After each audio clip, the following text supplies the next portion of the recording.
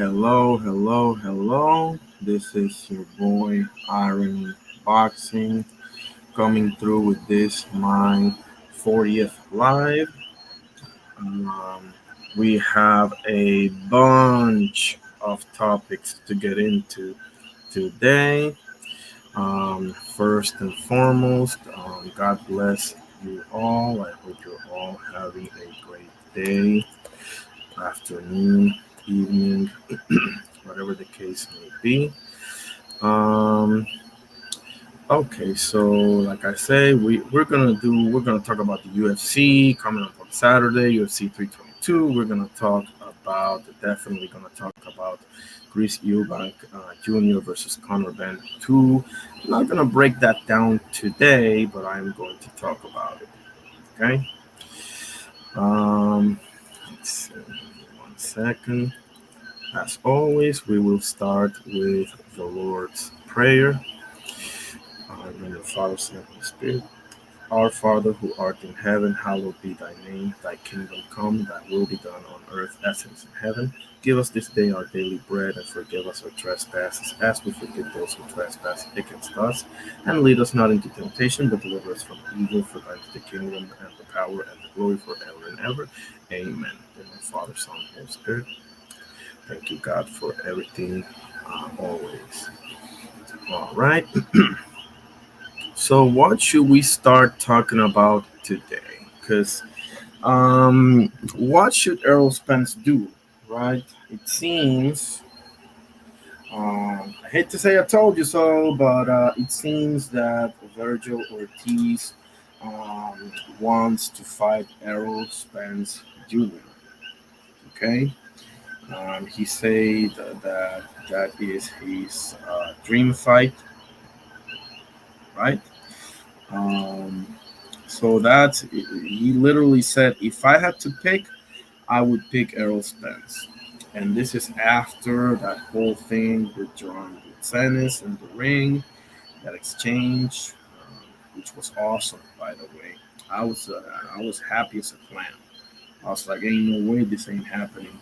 After seeing this, and lo and behold, it is not happening. Well, it doesn't look like it's happening. Let me put it that way, right? Nothing's official yet, obviously. Um, I've been saying for the longest time, people. I've been saying for the longest time, the only way that Virgil, well, there's two ways that Virgil will get in the ring with John Stennis. Okay, and it's almost the exact same thing as Zurdo Ramirez versus Jairo Petaya. Okay, um, one, if Turkey a la Sheikh just breaks the piggy bank, right, and offers them too much money to say no to quote The Godfather, the movie, if Turkey makes them an offer that they can't refuse, right?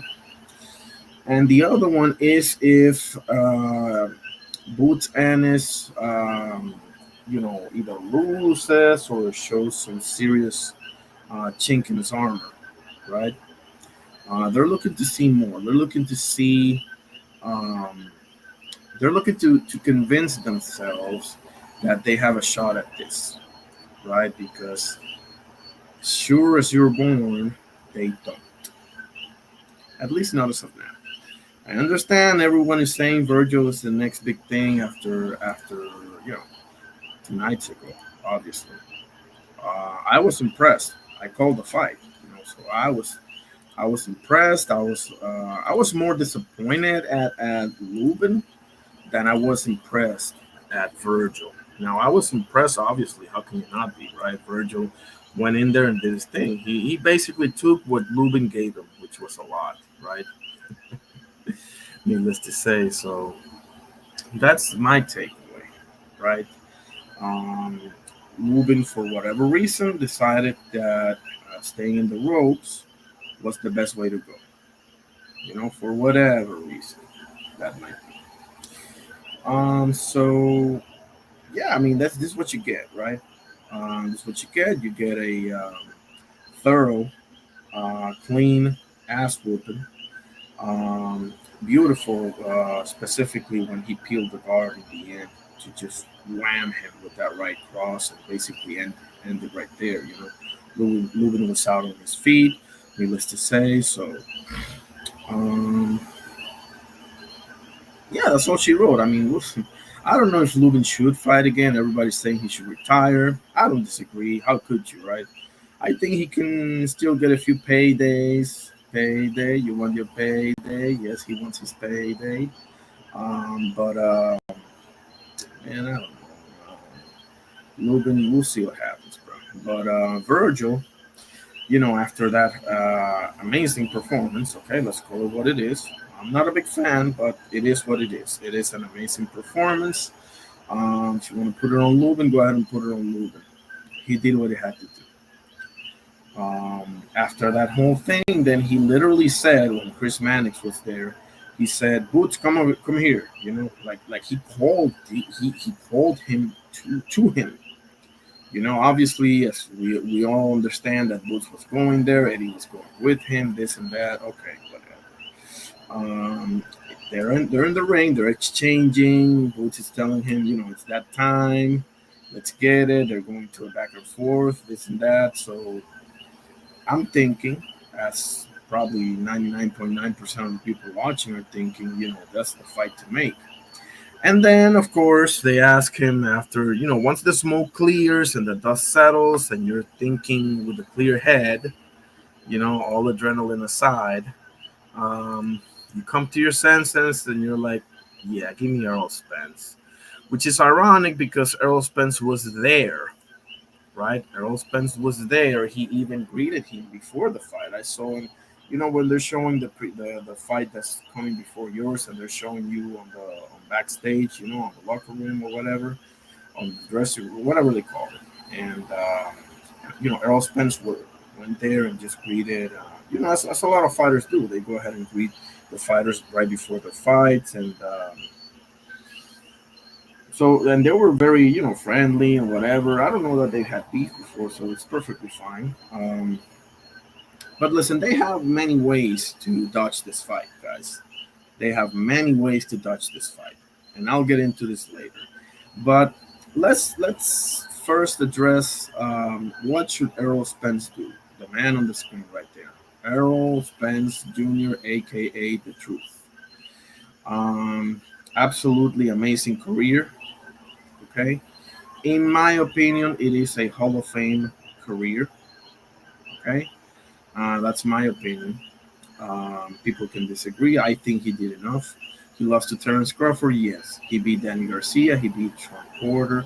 The Sean Porter fight specifically is a fight that you can watch any day of the week and twice on Sunday. Okay, um,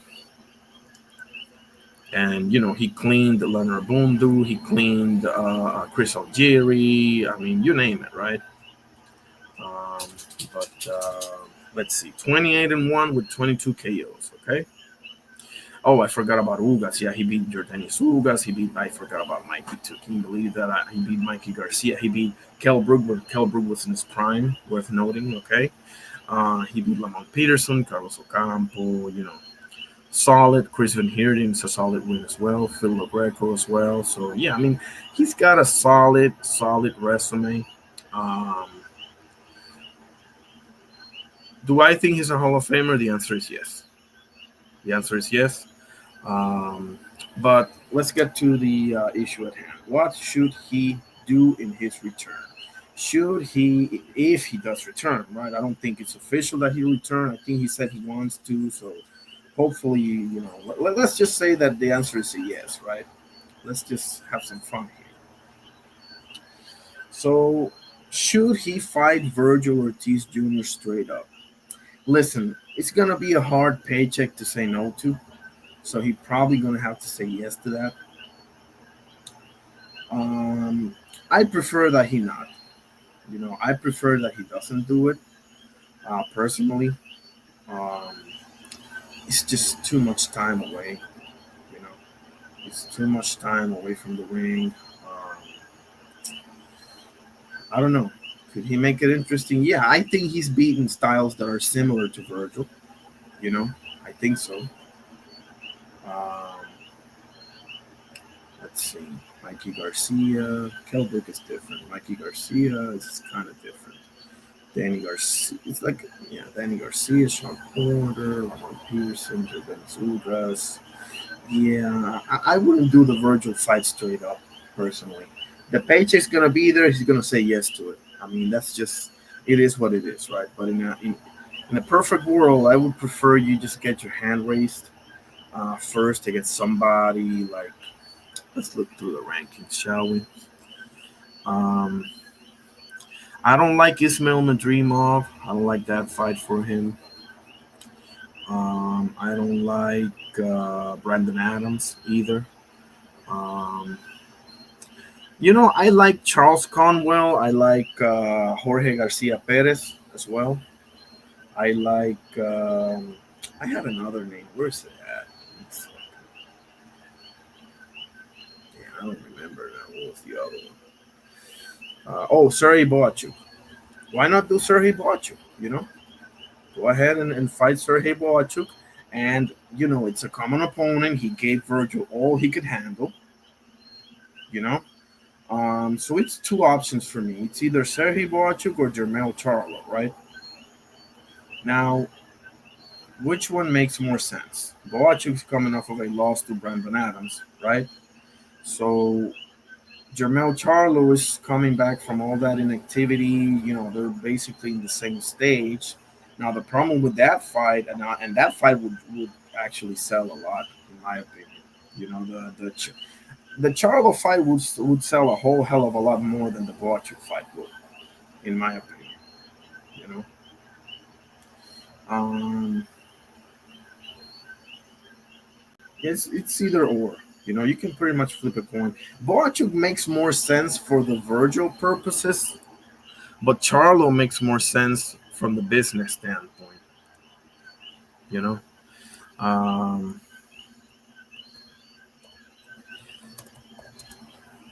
we'll see. We'll see. That's my assessment here. Um, I would fight Boachuk or Jermel Charlo. Because if he fights Boachuk and he beats him clearly, I would say he makes the case even more to fight Virgil, right? How you doing, AJ64? How you doing, brother? God bless you. Appreciate you pulling up. Um, yeah, I think I've seen you on Just Do or B3, one of those. Appreciate you, brother. So yeah, I think the two obvious or the two options that make more sense for Errol Spence in his return or eventual return or hopeful return is Sergey Boachuk or Jermel Charlo. Okay. Now he may very well end up, fighting Virgil straight up. I mean, Oscar is a shrewd operator. He's gonna offer him some. He knows. Listen, let's get this guy now. He's coming off of a bad loss. He's coming off of God knows how long of inactivity. Actually, let me look it up. I don't even know why I'm guessing here. That was, oh boy, over 2 years off. Get out of here, bro. Like, yeah, let's get this guy now. They're gonna offer him some money that's just, he ain't gonna be able to say no to, and they're gonna get another win on their resume. You know, but like I say, like Virgil, if you really look at this situation, Virgil has so many ways to get around the Boots fight. You know, so many ways. I'll get to those in a second. I can't wait. um, but put it on the chat. Put it if you disagree with me. You know, or if there's another name that I'm forgetting. Maybe you think it's Jesus Ramos. Maybe you think it's Charles Conwell or Jorge Garcia Perez, or maybe Tim Siu. How about Tim Siu? Could Tim Siu be an option? I mean, it's a big enough name, right? But two best options. Let me write it in the chat. Okay, let me get some sauce here.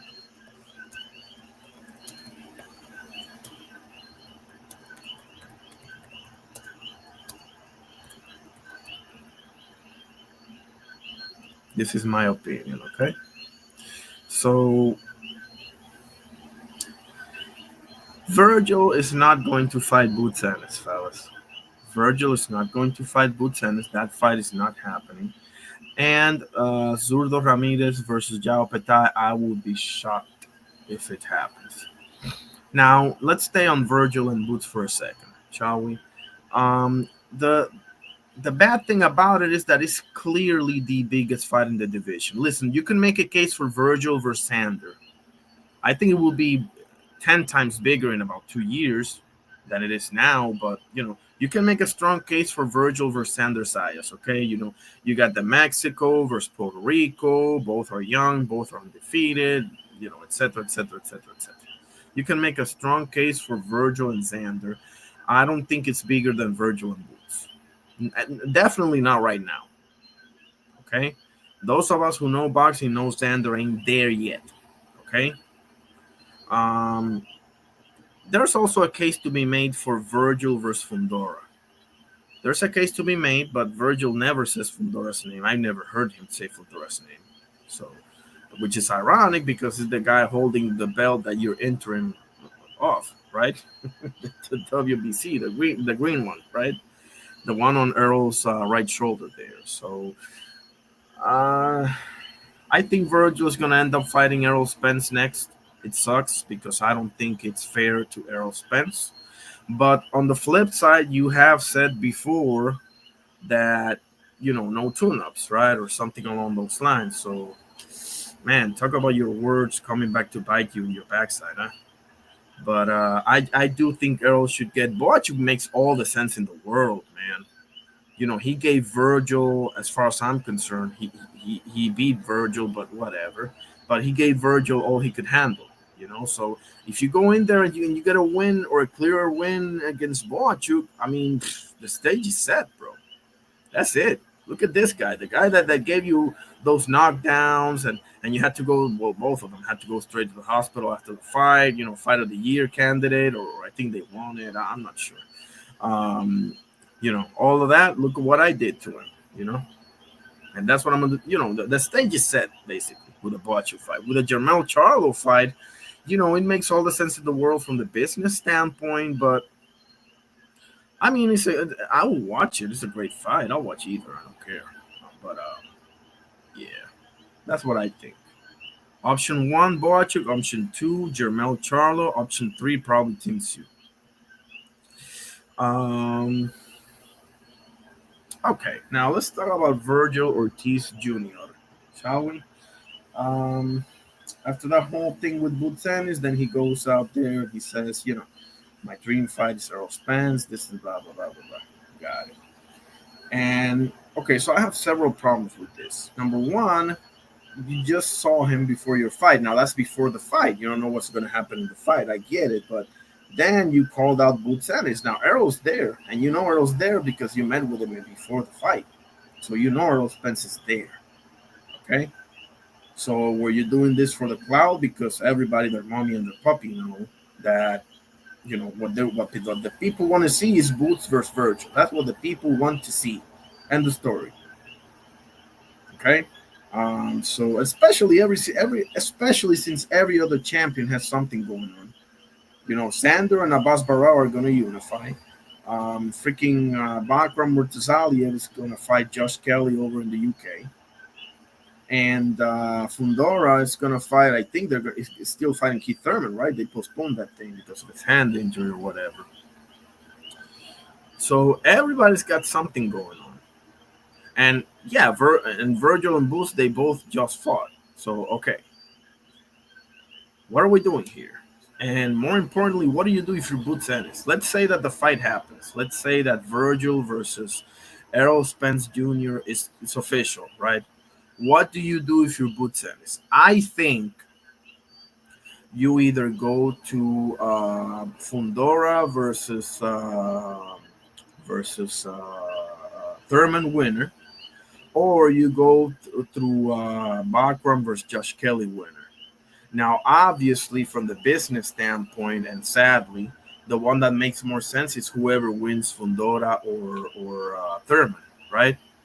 That's the obvious business option for Boots. But man, I'm starting to feel kind of bad for Boots Ennis, bro. I ain't gonna lie, bro. You go all the way up there, you get in the dude's face, and everything just happens just perfectly. And by the way, what happened with Oscar and that whole stay home bullshit? Huh? Stay home, blah blah blah blah blah. I mean, come on, bro. Come on, man. You know. So, uh, I mean, we shall see, I guess. Now let's what should we talk about now? Should we talk about the UFC or EUBANK versus Conor Ben? I mean, what should we discuss now? Let's well, since we're on boxing, let's keep it boxing for 2 seconds here, shall we? Um, let's check out EUBANK Jr. versus Conor Ben.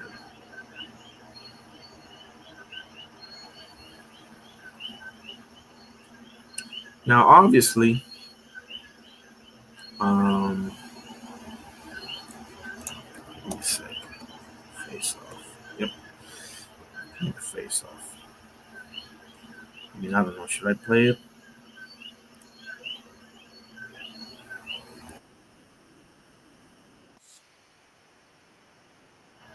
Okay.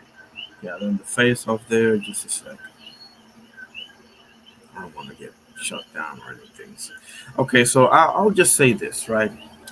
Eubank versus Conor Ben 2 over in the same stadium, right? It's happening this Saturday over in the Tottenham Hotspur Stadium. I don't know if that's still called White Hart Lane or not, but whatever. Um, do I think it's going to be a good fight? Yes. Do I think it's going to be a great fight? Probably. Maybe. I'll give you a maybe, not a probably. Um, my prediction, and I'm never flipping on this one, is Eubank Jr. by late stoppage. I have Chris Eubank Jr. stopping Conor Ben round 9. Yes. Official, let me put it on the chat to make it clear, right? Official prediction.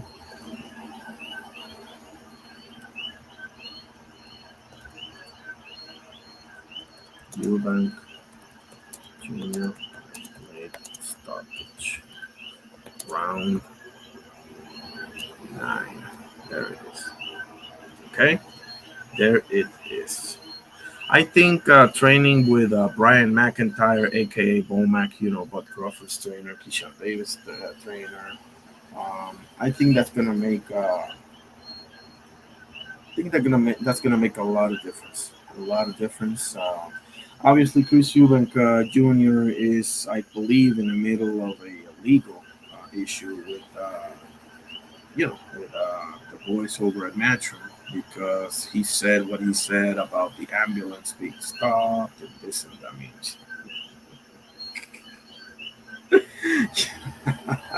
I don't know. I mean, listen, why even comment on that, right? Why even say it? But nah, I don't know, man. He shut himself in the mouth there. Unless, I mean, listen, I want to believe that there's no way that you're gonna say something like that unless you have like bulletproof evidence, bro. Like I have to believe that. You can't be that stupid, right? But we'll see. We'll see. Um, I just hope Eubank wins. I cannot stand Conor Ben, bro, for the life of me. Um, we'll see. I think he beats him again. But if Conor Ben pulls this off by any, let's have the trilogy. So, yeah, that's it. Watching Monday Night Raw now. We'll call that as well. A little bit. So there's Damian Priest. Okay. So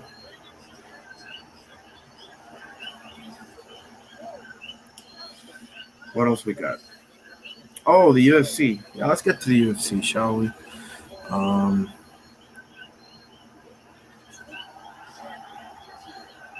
1 second. So yeah, we have UFC 322, and that is going down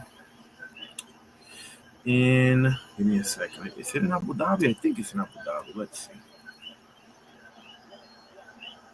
Oh no, Madison Square Garden, New York City. Okay, Roger that.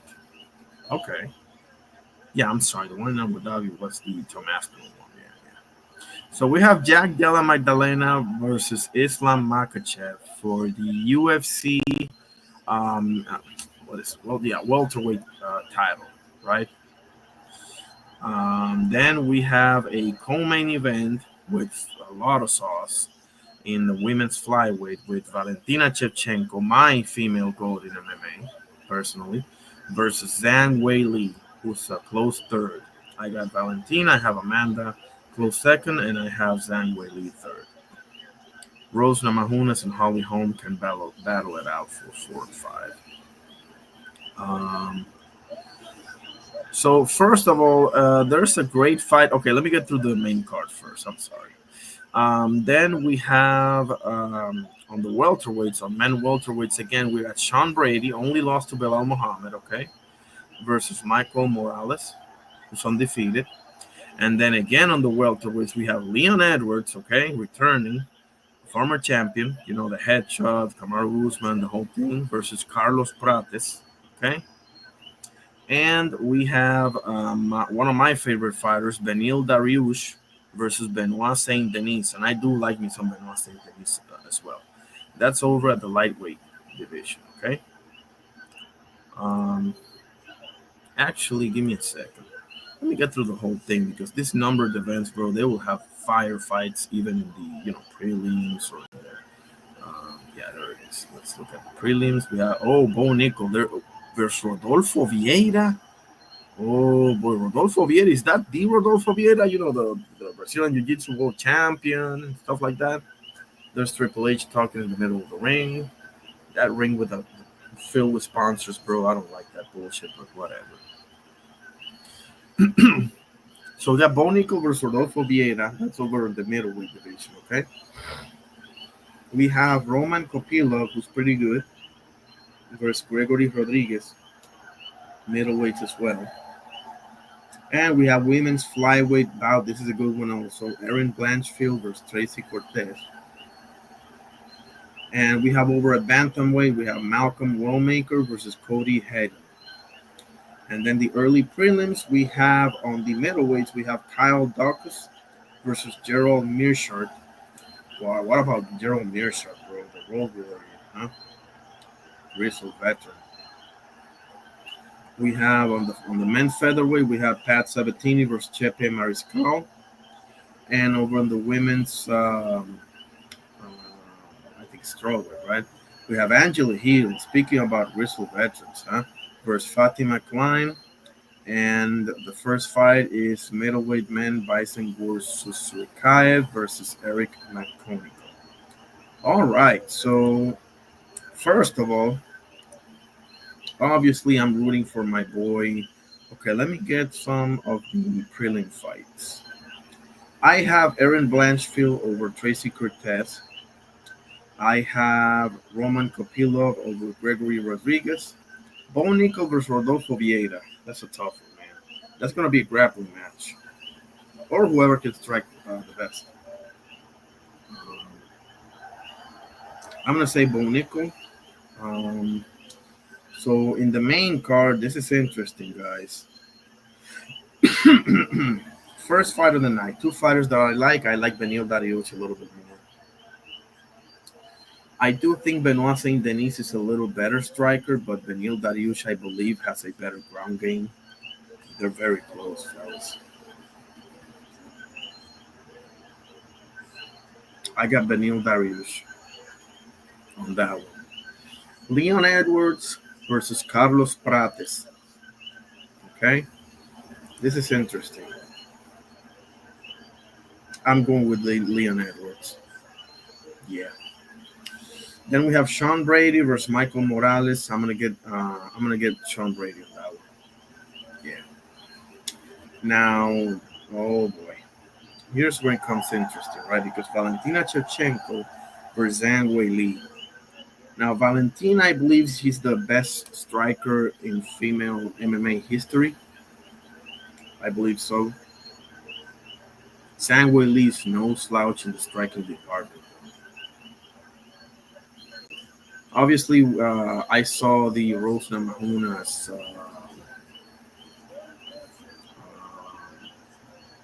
head kick KO on Zhang Lee. That was a highlight reel. I understand all of that, but man, if Valentina can get one of those kicks in, I don't know. Because as Grasso uh, showed, if you can take Valentina to the ground, all bets are off.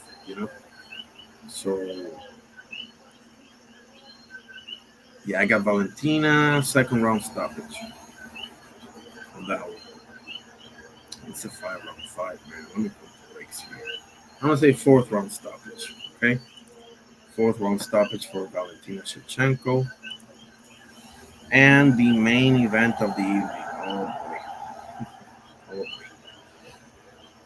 oh boy. Jack Della Maddalena versus Islam Makhachev. Obviously, Islam Makhachev is looking to enter the two division, a champ club.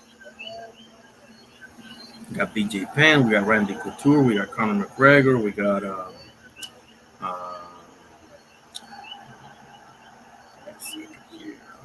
we got George St. Pierre, we have John Jones, we have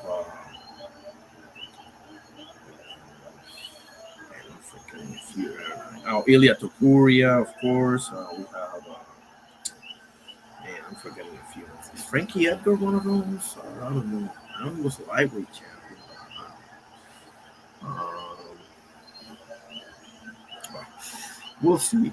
Can he pull it off? Yes. Will he pull it off, man? Because JDM has. Oh boy, there's John Cena. Wow. Unbelievable, John Cena. So JDM has A plus level of striking.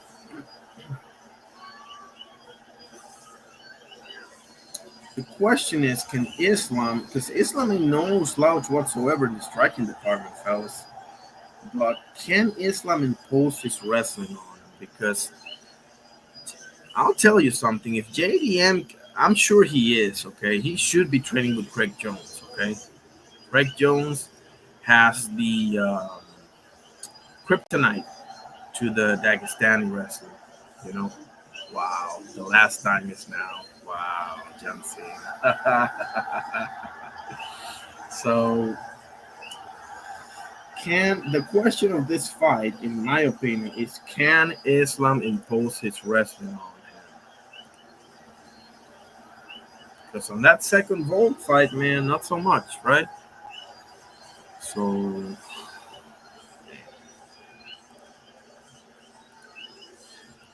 I don't know. I don't know. Can JDM stuff those takedowns? Because they're coming. And Islam can strike with you, bro. Islam Makhachev will strike with you. Like, he's not exactly Khabib, in that sense. He has great kickboxing. He has great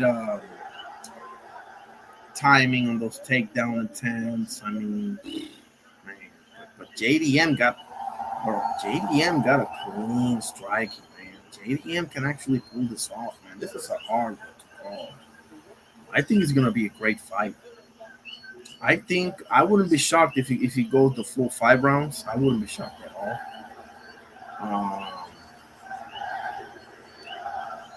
Because JDM was stuffing a lot of the Bilal takedown attempts, right? So I can't call this right now. Man. Okay, you know what? I'll come back to revisit this. But for now, I got JDM, okay? For now, I got Jack Della Maddalena. For now. For now. I don't know, man.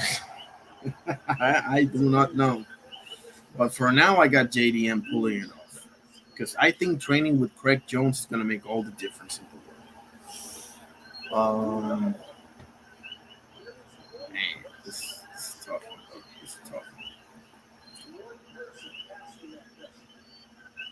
John Cena talking. What is my goal in this exercise? My goal is to leave this business better than I found it, and to do my damnedest to try to pay back all the opportunities. He's talking to the crowd now. So.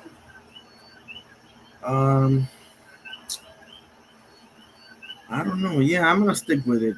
This is an early prediction. Okay, I'm gonna do a whole breakdown of JDM versus Islam and obviously EUBANK Jr. versus Conor Benn 2 later in the week.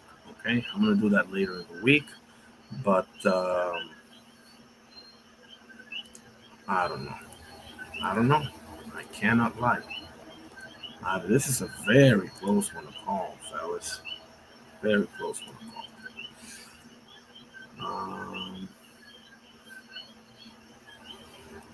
Yeah, let's say JDM by decision for now.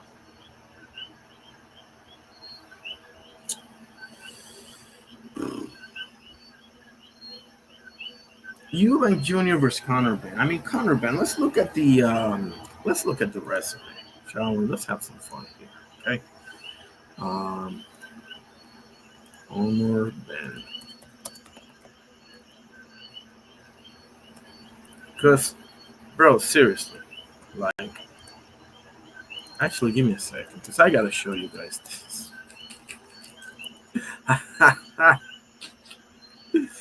Oh boy. Give me 1 second. I'm gonna show you guys something really good.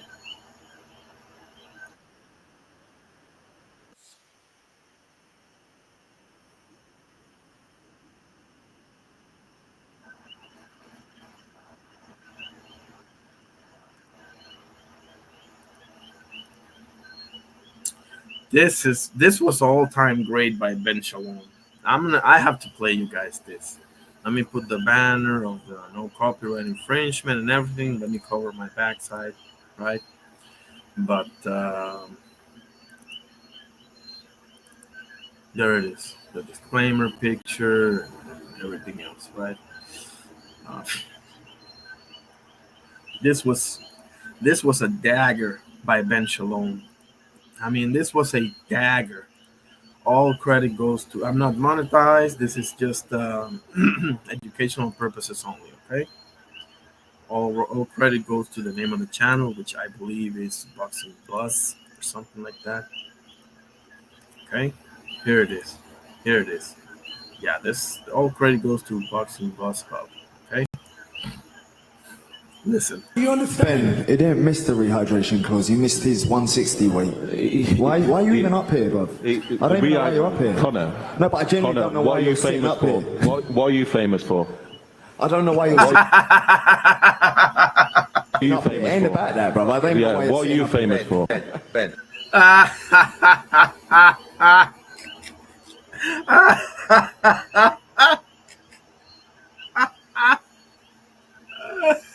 Carter, what are you?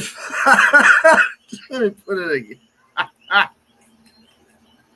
But you understand? Ben, he didn't miss the rehydration clause. He missed his 160 weight. Why are you even up here, bro? I don't even know why you're up here. Connor. No, but I genuinely don't know why you're sitting up here. What are you famous for? I don't know why you're sitting up here. It ain't about that, bro. I don't know why what are you famous for? Ben. It ain't about that, bro. It ain't about that, bro. Fuck you. Not the time. Shut up, Eddie. Let me see it again. The last 4 fights, I've been at 160. So why are we also Not with a rehydration clause, then. struggling at the weight? But you understand? Ben, he didn't miss the rehydration clause. He missed his 160 weight. Why are you even up here, bro? I don't even know why you're up here. Connor. No, but I genuinely don't know why you're sitting up here. What are you famous for? I don't know why you're sitting up here. It ain't about that, bro. I don't know why what are you famous for? Ben. Not the time. The last 4 Oh man, Ben Shalom with the dagger. Yeah, I would like to know the answer to that question, Benny. I would like to know the answer to that question. What are you famous for, Benny? Hello. What are you famous for, Benny? Connor Benny? What are you famous? Oh, there's Dominic Mysterio. The top heel in the company, bro. And go nobody say. Um,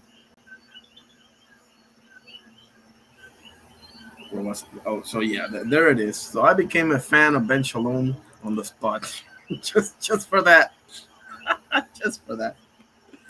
Let me show some. What is it? Fight Hub or whatever. Let me show some of that.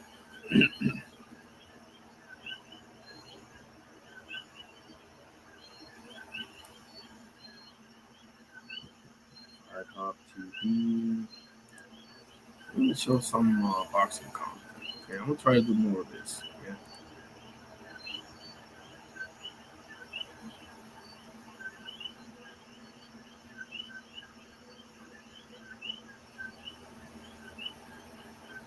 Okay, let's see what Eddie has to say, shall we? Again, this is don't be a crapper, guys. I'm not monetized. This is educational purposes only. Okay, read the disclaimer thing right there. Okay, let me show you some sauce here, shall we? Let's get into the sauce.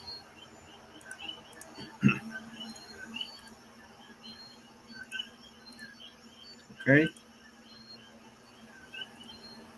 Once you start hearing things like, we're the A side and we want 10 million and we want, what does Boots? It's like, what? Guys, Ortiz has never been a world champion. Thank you. Great fighter. Boots has been world champion. He's been a unified champion. Thank you. But neither of them are world champions now. They're just the Thank you. top two fighters in the division. So, well, I'm not so sure about that, but go on. If you what the hell? Oh, I got too many freaking windows. Truly believe that you're the best, make the fight, and it'll be really interesting to now see if they truly believe. Because the fight's there, the fight's done, the money's there, the pay-per-view's there. I mean, it's a massive fight, but you can find an excuse if you don't want to do it. So we'll see.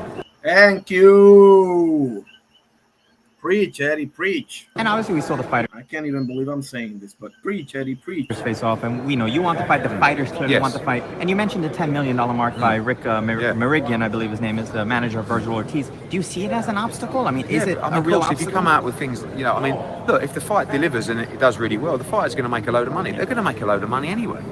But when are you going to hear me come out about this fight or Boots coming out saying, we want this, we're the A side? No, we just want the fight. We just need to prove that we're better than everybody else. But if Virgil wants the fight, I have no doubt. Does the father? Does Robert Garcia? Does Rick Meridian? Probably not. Does Oscar De La Hoya? Probably not. No, definitely not. Definitely not. And listen, I'm not ready to let Virgil off the hook either, okay?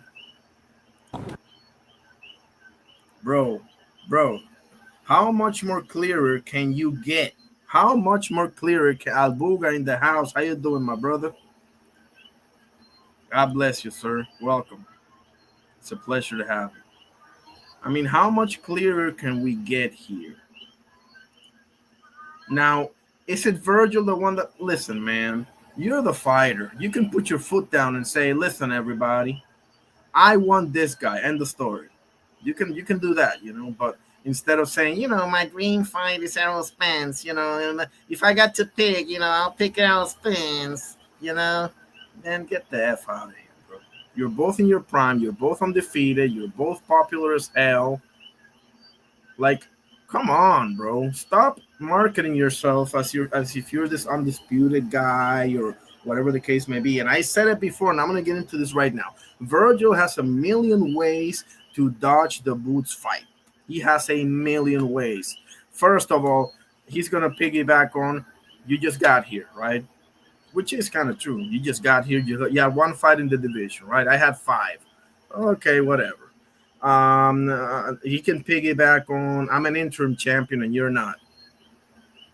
So you see where I'm going with this, right? They're already saying they're the A side. They're already saying Oscar said Virgil's the one with the cards, which is basically saying he's the A side. So they're going to come up with a ridiculous offer, a ridiculous split for Boots that Boots is probably going to say no to. They're going to come up with some nonsense with an 80-20 or a 90-10 or an 85-15, some ridiculous split offer. And then when Boots and Eddie say no, they're going to say that they're ducking him, not the other way around. Miss me with that crap, bro. Miss me with that crap. Bro, you said in the ring, Boots, come here. And Errol Spence was there as well. Errol Spence was there. But, you know, when adrenaline is, and you think you're Iron Man, and you think you're Captain America, and you think this, you say whatever. But when the dust settles and the smoke clears, then you start thinking clearly and be like, you know what? Nah, I'm not ready to. I'm too young to be slaughtered, right? Yeah, that's what happened. So, guys, it may still happen. It may still happen. I'm not holding my breath. I don't think it's going to happen. I've said this forever. They're going to find a million trillion ways to go around this fight. And they're going to put it all on them. They're going to say, hey, we sent you an offer. You see how they keep things like short and sweet? Oh, we sent them an offer. We sent them this. We sent them that. Why don't we get the details of what you sent them, right? How about that? Huh? Because I can send you an offer saying, you know, you got to fight me with both hands tied behind your back and sitting down, and you say no to it, but the public don't know that, right? Right, Virgil boy? So, you know, just saying. Oh, Booga says right. Yeah, exactly, bro, exactly. Not only Errol was sitting there, Errol actually greeted him before the fight. So they actually like met and stuff. I saw it on the, you know, when they're like in between rounds and they're showing the fighter backstage. Right there, Errol Spence went to like greet Virgil and stuff like that. So come on, bro. Nah, I'm not going. I'm not. There's nothing you can tell me that's going to convince me that Boots is the one talking, bro. He went all the way over there. He went to the ring. He said it's about that time. He was pointing to his watch, you know, like Damian Lillard does. You know, it's Dame time, you know, like that, you know. And Virgil was saying, you know, all the right stuff, you know, whatever, nobody's going to pay, blah, blah, blah, blah, blah. And then when they interviewed him backstage, not only Virgil, everybody was like Errol Spence, Robert Garcia's bum ass, Errol Spence, Oscar's coke ass, Errol Spence, all the rest of them, Errol Spence, the manager, even Virgil himself. So listen, for the people saying, because this is the last thing they're going to pull, fellas. This is the last thing that the Virgilites are going to pull here. They're going to say, well, Virgil wants the fight, you know, but that's the promoters. Nah. Nope. You don't get completely off the hook if you're the fighter, bro. You're literally the dude that can put your foot down and say, now, does he have like a leverage that a Bud Crawford or a Canelo has? Obviously not, man. But you can put your foot down and say, I want this guy, whatever. Now, Boots, I'm starting to feel for Boots, bro, because you're stuck between a rock and a hard place, bro. Not for nothing. Because where do you go from here? Because you basically got two options. You either take a bullshit offer that they're going to, you know, send you. I hate it when they pull this crap, bro. Oh, we sent them an offer. Okay, what offer did you send them? Was it a fair offer or was it a joke offer? Because, listen, man, like, come on, bro. We're not that stupid over here, okay? Nah, bro. No way. No way Boots is ducking this man. No way. And Boots is coming from, like Eddie said, Boots is coming not only from being a champion, but being a unified champion. He's been there, done that, got the t-shirt. All you got is an interim belt. And by the way, why don't you say Fundora's name? Isn't he the guy holding that green belt that you have the interim for? How come Fundora's name never comes out of your mouth? What the hell? What's up with that, man? Because, listen, not for nothing, I actually give Virgil a pretty good chance against Fundora. I would prefer he fight Fundora as opposed to Bakram. Bakram would probably butcher his ass, you know? So, nah, I'm not going, bro. He's not calling out Fundora. He gave a bullshit offer to Xander Sayas. And Xander Sayas, listen, buddy, I'm the champion here. So just pump the fucking brakes here, okay? Just, you know, yeah. In The Rock's words, know your role and shut your mouth, you know, in The Rock's words. Anyway. This is frustrating, man. It's frustrating because, yeah, yeah, I do have background over Virgil. Yeah, I do. You think not? I think background, bro. I got background over Virgil and Fundora. And I probably think he beats Abbas Barao, but that ship is sailed because Abbas is fighting Xander, so we'll see how that thing plays out. But I mean, yeah, I have background over Virgil. Yeah, I do.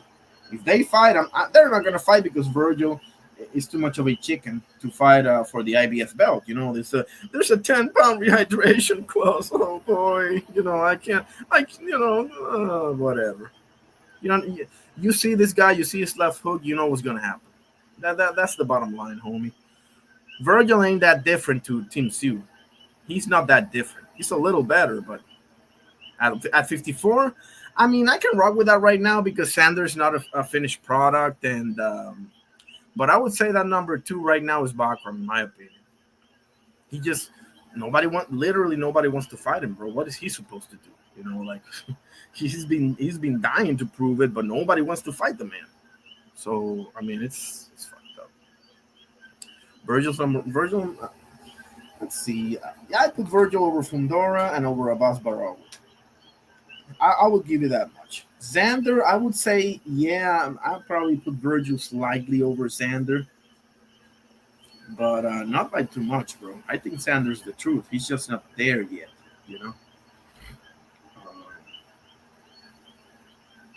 Try watching his fight with Jack Colkane, Albuga. See if I can find you the link to that fight.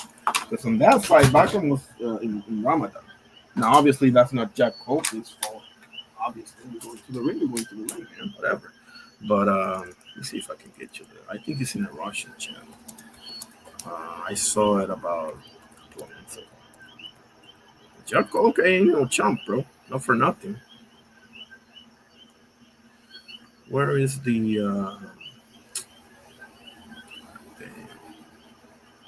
give me 1 second. Background work. Zaliv versus Jack. Am I gonna have to look this up in Russian? Yeah, I think I'm gonna have to look it up in Russian. Let me just translate this thing because I'm sure that I've seen it. So Russian, English, yeah, there it is. Okay, 1 second. But it doesn't. Oh, okay. No, that's not it. But I don't know. If I find that, I'll send it to you, Albuga. We see each other all the time. I don't know why it's not showing that right now. What's up, Just Do? God bless you, bro. Appreciate you pulling up. Always. That's my guy right there. Make sure you follow that man. He covers boxing like nobody does. Covers boxing. Interviews, anything you want, he does it. Yes, sir. But yeah, I mean, go back and watch the Jack Colkane fight, Albuga. That's a fight that I recommend. But I do feel confident that Bakram beats Virgil. I do feel confident. But I mean, not for nothing, bro. You don't see him in any hurry to be a champion. You don't see him in any hurry. Like, bro, for God's sakes, you have an interim and you have a champion, and you literally, I never even heard you say Fundora's name, bro. Like, okay, I feel you on boot sentence. Everybody's linking you to him, and you know what's going to happen. You're going to get slaughtered. We all know this. You know it too, okay? But what about Fundora, bro? Because I literally think you beat Fundora. I don't even see you getting in too much trouble against Fundora. Not for nothing. So I don't get it. I don't get it. Exactly. Like, this is your moment to if it's not Boots, listen, if you would give me Fundora instead of Boots, I wouldn't be so pissed. Let me put it to you that way. I wouldn't be as nearly as mad as I am right now if you would have said, you know what, give me Fundora because I want to be a champion. I want to fight Boots, but let's do it for unification. It will be bigger. Do something like that, man. Like, that would make sense. Okay, Boots, get you background because I'm too much of a pussy to do the 10-pound rehydration clause. Okay, so you do that for me, Boots. Pretty please. And then I go to Fundora and then we unify. That actually makes sense. It's bigger, it's higher stakes, it's etc. You know? But no, instead we get a guy that's haven't fought in over 2 years. Something wrong with that picture, buddy. Something wrong with that picture. Something wrong with that picture. Get lost, Virgil. Get lost. I'm done with you, man. I am done with you. Nothing is official. I might just have to eat my words and say they made the fight, whatever. But I would be shocked, guys. I would be shocked if Virgil goes into the ring with Boots. I would be shocked. I appreciate it, just too, man. That means a lot coming from you, for real. My brother Ty in the building. How you doing, sir? Great to see you, bro. Hope you're having a great day for sure. Yeah, you just called me at the end of a rant against Virgil Ortiz. Yeah. But with that being said, bro, like for Errol Spence return, I can see I covered this earlier in my live. I said number one option to me is Sergey Boachuk, and number two is Jermell Charlo. Those to me are the two more options that actually make more sense for Errol Spence Jr. if he is going to return. And that's a big if, right? Because somebody correct me if I'm wrong, but I don't see, I think he wants to return, but I don't see anywhere it says that he actually will return. So hopefully I'm wrong. I want to see some Errol Spence. Why not? He's a Hall of Famer already in my eyes, but yeah, let's see some more, bro. Let me see the truth. Shit, you only lost to Crawford. That was a bad loss, but you only lost to Crawford, bro. Miss me with that crap, man. But yeah, I mean, man, there's a lot of things to talk about. Man, I haven't even gotten to the news yet. I talked about the UFC. I talked about EUBANK and BENN a little bit, and I talked about Errol Spence, and I talked about Virgil's bum ass. What else? What news we have here? Let's see. Ring news. Oh yeah, this Japanese fighter Mizuki Hiruta. I saw her battle in Argentina. I think named Miranda or something. I think it's the most active champion or something. Make sure you'll check her out. Pretty good champion. She's a bantamweight female boxer, Japanese. Let me put her name here on the chat. Make sure you check out that fighter. Very interesting female boxer. Okay.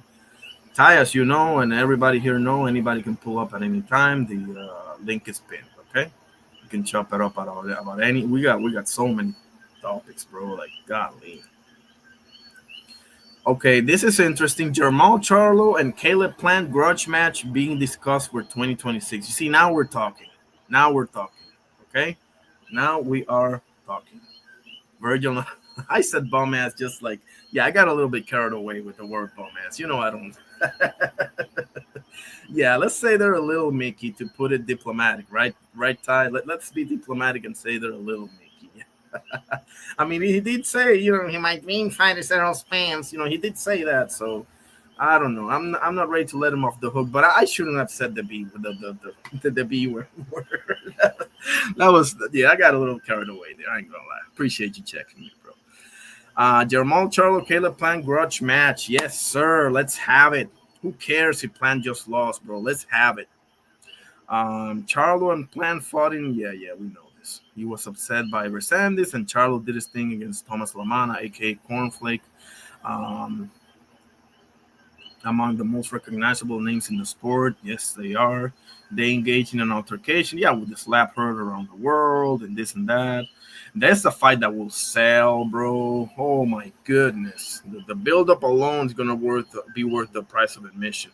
Now, I think Caleb Plant should fight Edgar Berlanga, but I mean, if Jermall is on the table, bro, like he got beef with Berlanga too, so Berlanga's now I'm free to use the B word, Berlanga's bum ass and Maul, whoever, bro. Berlanga's obviously an easier opponent, right? Not even close. Both would sell though. So Caleb Plant, not for nothing for being off of a loss, bro. You're in a pretty good spot. Now this is pretty interesting. I want to hear takes here. It says here, Christian and Billy and Jaime Munguia fellas, in talks for fighting early 2026. How about it, huh? Are we gonna see like a replay with Lester or something like that? Because I think I got him, Billy. I think Billy's gonna stop him early, but because I think Munguia's chin is gone, So I don't know why Munguia. You look at his record. If you look at Jaime Munguia's record, you think he's one of the greatest fighters of all time, right? Because he's 45 wins, 2 losses, and 35 knockouts. One of the most padded up records in boxing history, bro. And I mean, I wanted to see Mbili and Lester run it back, bro. I think everybody did, but for one reason or another, Mbili's looking for Munguia. I mean, it's a high enough name. I mean, send him in. Send him in. What is Lester gonna do then? We'll see. We'll see what Lester's gonna do. The right thing to do was to do a rematch, but whatever. Oh boy. Oh man, there's some news here. God damn. Abbas Barau aims to solidify top dog status at 154 versus Anders Hayes. Yep. I like some Abbas Barau, but you're going up against my boy, bro. So I'm sorry, but I'm not gonna be in your corner for this one. I'm probably gonna be in your corner for every other fight you have, except for this one. Because I was screaming when he beat Johannes Tellis. Drunk Irishman, how you doing, my brother? God bless you. It's a pleasure to have you. I saw you put something about Sandy Sadler. I'll check that out in a second. I saw you put it in the cast chat earlier. I'm going to check that out, brother. I'll give you some feedback. Where was I? There it is. So, Moses Itama versus Jermaine Franklin, fellas. January 24, Queensberry. Magnificent 7 card. Oh, boy. They're sending Jermaine Franklin over to the Wolves, aren't they? Jermaine Franklin is 24-2 with 15 KOs. He won the distance against Dillian White and AJ. Okay. Itama 13-0 with 11 KOs. Moses Itama is the truth, fellas. He just needs to fully develop. But I am pretty sure Moses Itama is the truth. There's no doubt in my mind. There's no doubt in my mind. Would I prefer to see Richard Torres? Sure, but that'll come. I mean, Richard Torres is going to fight on the same weekend that Espinosa fights. What is that at? Oh, man, it's this one. I thought it was like a week from. No, it's this Friday. Richard Torres is going to be in Mexico fighting against a heavyweight named Thomas Salek. That's in the undercard of Divino Espinosa versus Arnold Kegai. So he's got something and Moses got something. And they're, a couple of months apart? Well, actually, more like 2 months apart. Yeah, about 2 months apart, the fight. So I don't know how, 2 months apart. So I don't know if they can, make that fight, right? Because Richard Torres is going to fight. He's probably going to win, and he's probably going to get a fight announced by the time that Moses gets in there. But, I mean, that's fine. I don't need to see Moses Itama versus Richard Torres. I can see Moses Itama versus, Hergovich after that, or fucking, who else? I don't know. Who else we got here? Makhmudov, maybe? Is Makhmudov a reasonable choice? Maybe. Yeah, sure. Probably. But man, some good news, man. Bro, 2026 is looking lit as hell. We got Amanda Serrano. We got Itama versus Jermaine Franklin. We have I'm forgetting. We have already 5 fights set in stone already. Errol Spence says Ortiz versus Ennis fight could go either way. Nah, not so much. I mean, not for nothing, Errol. I love you, but you're not the best at previewing fights. You're not the best at previewing fights. you had Frank Martin beating Tank. Enough said. Here's something, man. Here's something interesting. Oscar Valdez versus Miguel Berchelt rematch. Oh, in consideration for 2026. Miguel Berchelt is finally going to get his revenge, bro. How about that? Okay. Oh, man. Abdullah Mason motivated to become boxing's youngest current male champ. Yes, sir. Yes, sir. Oh, yeah, which brings me, I mean, who? Oh, boy. Listen, Sam Noakes. Okay, I've seen quite a bit of Sam Noakes lately, okay? I've seen a ton of his fights, his highlights, and everything. Sam Noakes is a pressure fighter that has crack. You know, he has cracking power. He does. But he doesn't really have those skills like that. You know, he doesn't have great footwork. This is what I've seen, okay? I haven't seen a whole hell of a lot, but I've seen quite a bit, quite a few lately of Sam Noakes. So I think he might have his moments here and there with Abdullah Mason. Abdullah got to stay disciplined, though. The main thing for Abdullah Mason is to stay disciplined. Abdullah Mason is the real deal. I just said Moses Tama is the truth. Abdullah Mason is the truth, also, in their respective divisions, okay? Like, those are the dudes that are going to take over in about a year, maybe a little bit more, okay? I have Abdullah Mason over at what is it, 35 or 4? Yeah, I even forgot. It is 35, right? Yeah, 35 is Abdullah Mason. At heavyweight is Moses Atama. At 168 is Oceles Iglesias. At 160 is Joenly Feliciano. Who else can I don't know. Off the top of my head, those are the ones that I'm sure will be taken over in 1, maybe 2 years, okay? Or somewhere in between. So, yeah, that's let's see what else we got. What else we have? Let's see if I can give you some sauce. Fight hype. What fight hype have? Let's see.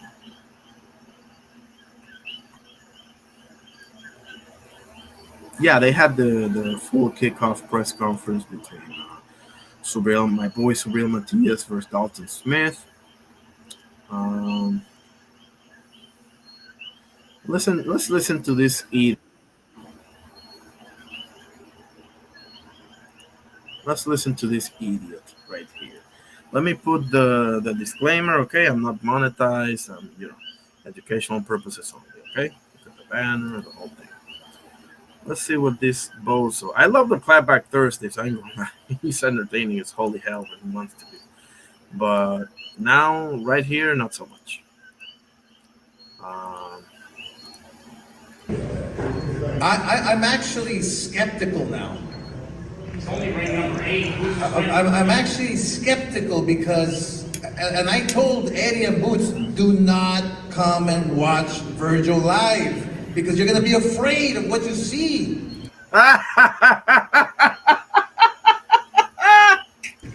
So we'll see. I mean, I'm going to sit down with Eddie Hearn, and we obviously have the upper hand because he's the better man. You obviously have the upper hand, right? Has Virgil ever been a champion, Oscar boy? Has he ever been not a unified? That's too easy, right? Has he ever been a champion? John Cena being congratulated by everybody and being greeted by Cody Rhodes as we speak, Monday Night Raw. Anyway, just saying, Virgil's the better man. Listen, I get it, bro. You're promoting your guy. I get it to a certain degree, but nah. And see if we can come to terms, which I'm sure we will. But I told these guys, don't be there live because this guy's a monster, and you're gonna be afraid, and you're gonna probably want to take.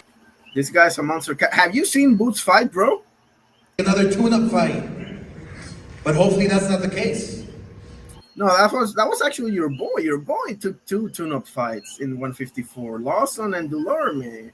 Did you forget about that, Oscar boy? Hopefully Eddie Hearn calls us, Boots promoter, and we can come to favorable terms for Virgil and get him what he wants. Favorable terms for Virgil. Here, let's read between the lines, fellas. Okay? And we will make the super fight happen. That's the bottom line. I like promoting huge fights. I love promoting great fighters. And, you know, I think this is a fight that, that the whole world would want to watch. Shut your bitch ass up. Excuse my language, forgive me. What else we got? Let's see what else we got. Let's see what else we got.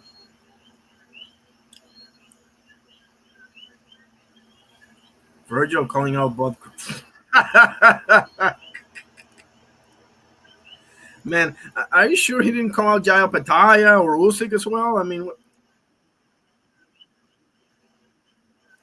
who gives a shit? I mean, something more interesting. What else we got?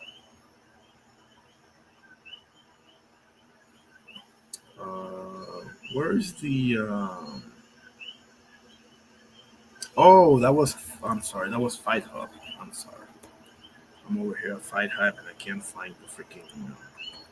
Eddie Hearn was preaching, guys. I gotta show you this again. Yeah, I gotta show you this again because this is worth watching again. Okay, again, disclaimer. You know, no monetized, educational purposes only. Okay, Eddie just cooked the living shit out of Oscar and all the rest of them bozos on Virgil's team. Okay, Virgil, I'm coming for you. Okay. Once you start Devin Haney against Brian Norman, it's once you start hearing things like, you know, we're the A side and we want 10 million and we want, what does Boots? It's like, what, guys? You know, Ortiz has never been a world champion. Great fighter. Boots has been world champion. He's been a unified champion, but neither of them are world champions now. They're just the top two fighters in the division. So, if you truly believe that you're the best, make the fight, and it'll be really interesting to now see if they truly. Let's hear that again. Ortiz has never been a world champion. You heard that, Oscar? You hear that? Great fighter. Boots has been world champion. He's been a unified champion. He's been a world champion. He's been a what? A unified champion? Oh boy. Are you sure you're the A side, Oscar boy? But neither of them are world champions now. They're just the top two fighters in the division. So if you truly believe that you're the best, make the fight, and it'll be really interesting to now see if they truly believe. Because the fight's there, the fight's done, the money's there, the pay-per-view's there. I mean, it's like, on a fight of this magnitude, you're literally stepping over pennies to save. I mean, I'm sorry. How does the saying goes? You're stepping over dollars to save pennies. it's a massive fight, but you can find an excuse if you don't want to do it. So we'll see. And I was right, and the excuse is what they're saying, that trust and believe, guys. I put my name on this. They're gonna throw a bullshit offer, and when they say no, they're gonna say that Boots is ducking. Trust and believe. How you doing, B3, my guy? I wasn't able to pull up on your show, but I think I'll pull up tomorrow. I think I got time tomorrow. I was just busy as hell. Appreciate you pulling up, bro. I've said this. I'm gonna keep harping on this, bro. I'm not going to shut up. Boots, and I'm coming to your show with this, B3. So whoever it's on Virgil team is about to get squashed tomorrow, whenever I can. I don't know. But Virgil's got a million ways to go around the Boots and his fight. Let me say this for the millionth time on this live. They're already saying he's the A side, okay? So watch out for a 90-10, an 85-15, or an 80-20 bullshit split. They're going to make him an offer that if he takes it, he's a fool, basically, okay? Which they did basically the exact same thing with Sanders Sayas, okay? And they're also saying Virgil is the man. Virgil is the... Listen, bro. Get over it. Every single one of you bozos know Boots is the better fighter. Anybody with a set of eyes that ain't related by blood or by business to Virgil knows Boots is the better fighter. Not only than Virgil, he's better than everybody else, bro. Let's just call it what it is. Okay? So, you know, his dream fight is Errol Spence, so he already threw out there another excuse. I didn't even see that coming, to be honest with you. I didn't even see the whole Errol Spence thing coming. I cannot lie. But they're going to find a million ways to go around this fight. I will be flabbergasted, bro, shocked if this fight happens. Because They know what's gonna happen, bro. And listen, you want to milk that cow. I get it from the business standpoint. I don't like it, but I get it from the business standpoint. You want your piggy bank to keep expelling money. You don't want that to end, obviously. But nah, me too, brother. Appreciate you. Um, but yeah, the fight ain't happening, guys. The fight ain't happening. Eddie just told you why. I just told you why. Boots also told you why. Shit, Virgil told you why. Robert Garcia told you why. You know. Um, and obviously, they can also hide behind the fact that Virgil just had his fifth fight in the division, and Boots just got here. They can hold, you know.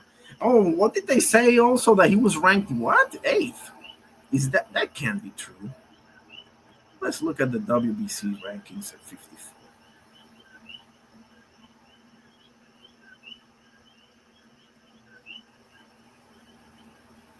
Hold on. Okay, because he's an interim in the WBA. Okay. So obviously he's not ranked because he's the interim at the WBA. Boots is. I mean, I don't know, bro. I don't know. That's Abbas Barraou's title. He's unifying with Sander. Um, I don't know. This is BS, bro. This is boxing's BS at its finest. I don't like it. I hate it. We're not gonna get the fight. We're not gonna get Zurdo versus Opetaya either for the exact same reason. They know exactly what's gonna happen.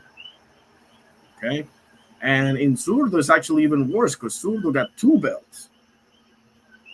Yeah, Opetaya got one, so you know they're gonna. Oh boy, listen. If they're pulling all this A side bullshit with Virgil, just wait until Zurdo Ramirez, bro. Zurdo got two belts. Jai got one.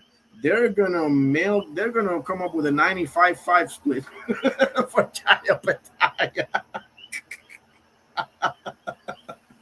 Just off of that. So nah, bro.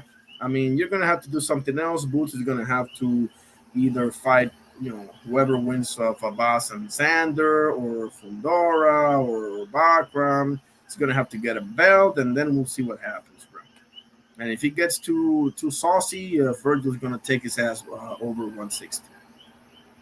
Fight's not gonna happen, guys. Fight's not gonna happen unless Turkey offers them so much money where you just cannot say no to it. Listen, kid, you're about to get massacred here, but look on the bright side, bro. Your kids are gonna be set for life. So let's just do this, But other than that, bro, nah, forget it. Oscar knows this. Oscar, he'll clown here and there. Oscar knows. Oscar knows he's been there, done that, got the T-shirt. Whatever you want to say about Oscar, the clapback or the promoter or the fishnets or the weird things. He knows this game, bro. He knows fighters. He knows styles. He knows this game, bro. He's just shit. He's walking the line, bro. He's walking the line. Virgil is his cash cow right now, right? Virgil, Ryan, Zurdo Ramirez. You got Kid Austin hovering around, pulling out of fights. I mean, I don't know. So that's pretty much it, bro. I just ranted for God knows how long about Virgil touching Butzenis. I mean, I'm ready to chop it up with anybody. Otherwise, I'm taking my ass to the gym. So I'm gonna put the link over there if anybody wants to chop it up or chop me up or whatever. Welcome everybody and anybody. You can say anything. You don't have to show me your face. You don't have to, none of that. Just come in here and if you agree, if you disagree, if you think I'm nuts, if you think I got a point, whatever. Say what you need to say. Like John Mayer says. Say what you need to say. Say what you need to say. That song, etc. So. Anybody want to chop it up? I'll give 5 minutes or whatever. I'll wait. Let's see if I can show you something. Let's see if I can share my screen, show you something else while we buy some time here.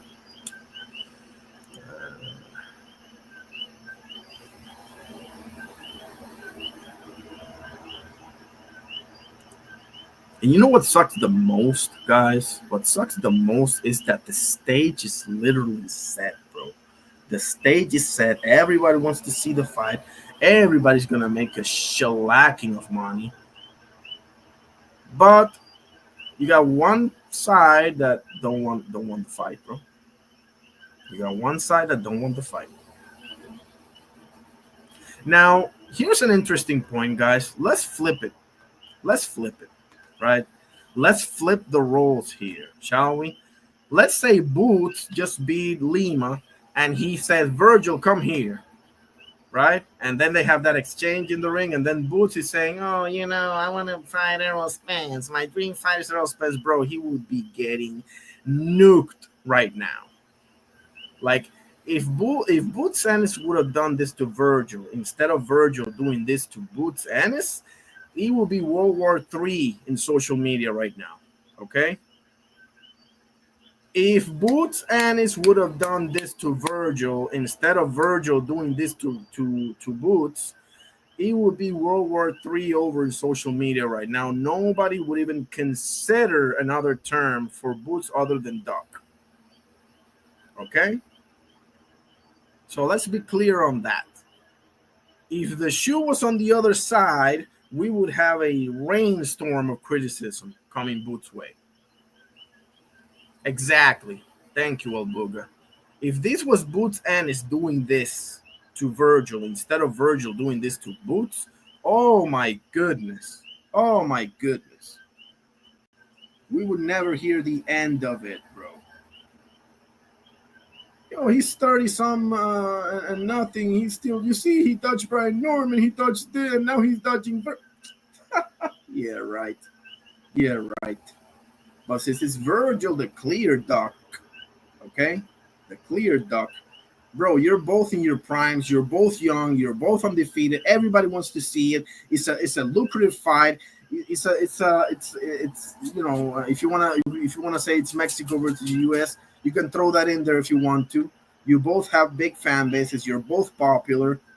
A lot of people love you both. Both of you are with big, quote unquote, big promoters. What is missing here? What's missing here is that one side, their balls dropped off. Okay? They were feeling very choppy in the ring, and then downstairs they all forgot about Boots Ennis and they all remembered about Errol Spence Jr. It was almost like a miracle. It was a miracle what happened. Nah, bro, you don't get away with bullshit like this. Not on this fucking channel. Nope. You don't get away with shit like this. And listen, if this was Sander doing this shit, I will be all over his ass. Okay? If this was Tito Trinidad or Miguel Cotto or Joe Calzaghe or Marvin Hagler or Sergio Martinez or some of my favorite, or Triple G or Bivol or I'm naming you some of my favorite fighters, right? I will be all up in their case, bro. You don't get away with shit like this, bro. Not up in here. Nah, bro. Not after that. Not after that. So, it sucks, man. It's just another day in the boxing world. We as fans just have to wait and see what happens, bro.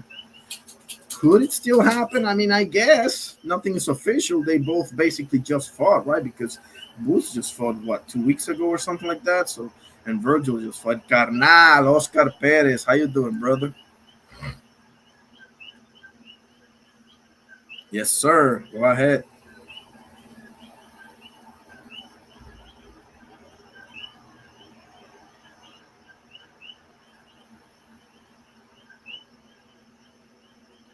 I'm sorry, I was fixing my glasses. Let me put it up here for you. Copy. There's the link right there, my broski. Oh, I just put it again? Oh, I don't know. I'm all over the place. There it is, my guy. Here's Oscar pulling up. We're gonna have it. I've had it with Oscar before. He's pretty good. But yeah, bro, it's so frustrating, bro. Like, I was so excited, bro. I was calling the fight two nights ago, bro. I was so excited when they were doing that back and forth, and I was like, bro, there's no way that this doesn't happen. Oscar, my guy, what's up? What's up? What's up? What's up? Go What ahead. are we what are we talking about right now? What do you want me, where do you want me to start? Virgil, Errol, whatever you want, whatever you want. All right, let me start with Virgil. Great stoppage. You can't put oh wait. Am I back? Am I back? Yeah, I can hear you. Okay. Virgil, great stoppage. I mean, can't put nothing against it. Kind of seemed like Lubin was messing around and found out. You don't back up against a pressure fighter, and he backed up. Put his hands down, never jabbed away. Like, he jabbed the first round, but it was just more like studying jabs. He never established the jab, you know? And that's what you got to do against a pressure fighter. You got to beat him to the punch. He didn't do it. He backed up to the ropes, got KO'd. Virgil did what he had to do. The part I don't understand about Virgil is that he said he wants boots. His team said they want boots. They've been wanting boots for a while. Boots decline. But then you turn around and call out Terrence Crawford when you know Terrence Crawford's about to sign a fight with Janibek, which I don't think Janibek deserves it, but, you know, it is what it is. Yeah. But it's like, bro, make up your mind. Like, great performance. I can't put nothing in that performance. I think he lost against Bolchuk. I think he lost against Madrimov. But he got the W, you know, on paper. So you got to put respect on Virgil. I don't necessarily think he's the best, but he is one of the best at 154. I agree with everything you just said, and what makes it worse is that he actually said Errol Spence's name. Yes. As well. And his team said Errol Spence's name. Yes. His manager said Errol Spence. I'm like, bro, what are you doing? You just had a face-off against the guy you say you've been calling out for 2 years. When in reality, he's been calling you out. And it's like, yes. Where do you draw the line to where, say, you don't want to fight the guy? Because that's what it screams. Right. I don't know if I'm the one wrong here. I don't know if I'm reading it wrong. No, you're not. You're actually spot on. But it's like, it just reads you don't want to fight the guy. You just had a face-off against them. Yes. And the bad thing about it, bro, is, I mean, so this guy hasn't fought in how long? Over 2 years, right? 2 years. So, no, 2.5. Exactly. Going on 2.5. So what exactly, and I'm growing sick of this whole thing of we sent him an offer and he declined, because let me tell you something, Oscar. If I send you an offer saying that you got to fight me, but you got to have one hand tied behind your back and you got to be sitting down and you can't do this, and you decline, and I called you a duck, I mean, you see what I'm saying? Like I'm growing sick of this crap that we sent him an offer and he refused as if, you know, he's scared of you or something. Like, come on, bro. Like, seriously? And I don't know if you've seen the interview with Oscar saying, Eddie's got to get his stuff together. We're the A side. He's not the A side. We're number one. He's not number one. That's like, the other angle. Yeah. Just come up with a number. You're both happy. I'm sorry. Virgil has an amazing run right now because he does have a run. Boots got the titles. I'm sorry, but you've never been a title holder, let alone a ring champion. Exactly. The other guy was not only a champion, but unified too. Unified ring champion.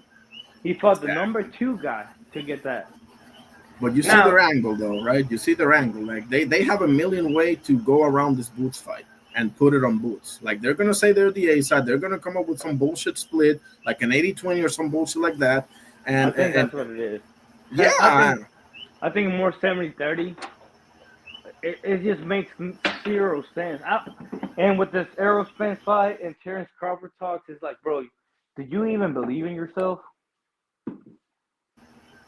They don't. You can tell. I can tell that they don't. At this point, it's like, do you believe in your boys? Like, Errol Spence is my dream fight. I get it. Errol Spence, he's a great one. He's a Hall of Famer. For sure, he's a Hall of Famer. But it's like, at the end of the day, he hasn't fought in 2 years, 2.5 years. Charlo hasn't fought in how long? Mel, coming up around that time, I think. Give me a second. He hasn't fought since Canelo. Yes. Maybe more. Like, no, it's since Canelo. Canelo was his last fight. Yeah, that's true. And it's like, bro, at what point do you think these are mega fights? Those are not mega fights. I'm sorry, but you're just trying to make an excuse. And like the doctor said, it's like, if you're not fighting each other, you best be going for a belt. Exactly. Like I can see that's what I said that too earlier in the live. Like I was like, listen, I understand if you give me like, listen, let me fight Fundora because he is holding his, his WBC, he's the interim and Fundora is the full champion, right? So let me fight Fundora, Boots, get you a belt, and then we can do a unification. It will be bigger. Like that at least makes sense somewhat. But this right here, bro, bro, it's clear as day. No, it's clear, and especially because Fundora is fighting after you. Not only that, I got my take on Fundora, but I might leave that for later. But it's like, Fundora hasn't been what are his 3 last fights? Cornell Booker, Tim Tszyu, and now Keith Thurman. He just wants money fights. I'm sorry. Yeah. Fundora ain't it. His team don't believe in him. Fundora is just getting money grabs. I'm sorry if you like Fundora. I like Fundora. No, I don't like him. But I'm not going to be sitting here hiding the fact that he's just getting money grabs at this point. Fight somebody inside the top 10. Keith Thurman, as much as I like Keith Thurman, he ain't that one time, he ain't 2 times. He's sometimes Thurman right now. Once upon a time, yeah. Once upon a time, Thurman. Yeah, and isn't it ironic, brother, that the only guy unifying is the youngest of them all, the guy that literally just got the belt? Isn't that freaking ironic? Anybody find the irony in this situation right here? Like the guy that everybody said, "Oh, you ain't fought nobody." They're guarding him, they're taking care of him. That's the one dude in the division looking for a unification, and if we're honest, that's the guy with the real fight right now. Not Josh Kelly. Not a. I mean, I don't know what Burgess is doing at this point. He said Boots, and then in the ring, his team is saying Errol Spence, and then he's saying Terrence Crawford. I don't know what Burgess is doing at this point. I don't know what Oscar's saying. But if we're honest, Santa Science has the most dangerous fight right now. Now, am I scared for him? Yes. Rightfully so. I'm sorry, but that stigma that he hasn't fought a whole lot of known people, he don't have names on his resume, and he don't have the experience in the ring like Perez does. Perez been in the ring more than Santa Science, and he just beat him. And it's like, bro, like he's gonna be the underdog for a while. And Matt Barras, I think he's the favorite, but Barras got some power, bro. I'm sorry, but he does. And it's like, Science, I believe that he's going to win. I think he's going to win. My heart tells me he's going to win. But I don't know. It's a very dangerous fight. I think it's going to be a war throughout. I think it's going to be 2026 Fight of the Year candidate. I think so, too. And and I also got to say this. If Science wins, he's going to be the truth. I think this makes him a complete fighter, makes him what we think he is. But we got an even bigger star. He's a star right now, but I think he's even bigger star. But also, bro, Barras got, the guy that fights out of Germany, bro, he got something. He's not gonna lay down. No, this is not your usual top ranked diet or easy fights, money grabs, whatever you want to call it. This is a real fight. He's a hungry fighter, bro. How you doing, KD? Great to see you, brother. Kendrick's in the house. But But yeah, Bas Barau, you can tell, bro, the hunger is in his eyes, bro. You can see it in the Juvenis Tellez fight, in the doctor interview, bro, yeah. That's that guy, bro. He ain't laying down for nobody. He don't care who he's fighting. He's got No, that yeah. and not only that, I think he beats Virgil right now. Confidently so. I think he beats Virgil. I think he beats Madrimal for sure. I think he beats Boachuk for sure. After Brian Mendoza did him like that, I think Barral is a better version of Mendoza. And it's like, I think if Saez gets the win, he is going to be a complete fighter. Though 154 is very stacked. You got Ismo Flores, another unknown fighter. He's unknown, but he's very good. And you got Boachuk, you got your Yusuf Kostic, Boachuk, Madrimal, Jermel talking about coming back, which I didn't like that about Jermel. He's over here holding around, pretty much telling himself, like, bro, you're an undisputed title holder. You can make any fight happen. Don't be throwing yourself like that. But it's like, a Masvidal, that's a true fight. I think that's the best fight at 154 that we've seen this year, because 154, let's be honest, though it's a very stacked division, we haven't had the fight that we deserve in the division. A Jesus Ramos Lubin rematch, a Jesus Ramos, which I think that's the best fight. Jesus Ramos Boots, I think that's the best fight. But I think 154 has been letting us down. I think 140 has been giving us one better fight than 154 right now. You got Polo Matias, very close, but every fight is they're not unifying though. The one thing that I would say about 140 is that they don't seem in any rush to unify, any of them. No. But you know. No, but if I have to say, like, 154, Saez, Barrow, however you want to say it, it's best fight at 154 right now. That is actually happening. That's the toughest fight for both guys. We're gonna find out who's a real contender and a real champion there. If Saez has it, he's gonna overcome it. If Barrow has it, he's gonna have to overcome it. And either way, you have to give both of them praise. Kind of like Morel Benavidez. Exactly. Vibes. Like, you have to give them respect. And I think, bro, this is as good as it gets. Honestly, as good as it gets. We're watching two guys fighting for a championship spot, morphing from that contender status to champion status. And they're the truth. If they win, they're the truth, hands down. Yes, and even if one guy, whoever loses, but's in a competitive fight, bro, they're still in the mix, bro. Very much so. They're still contenders. I mean, they can. It's because 154 is deep, and I'm gonna be honest.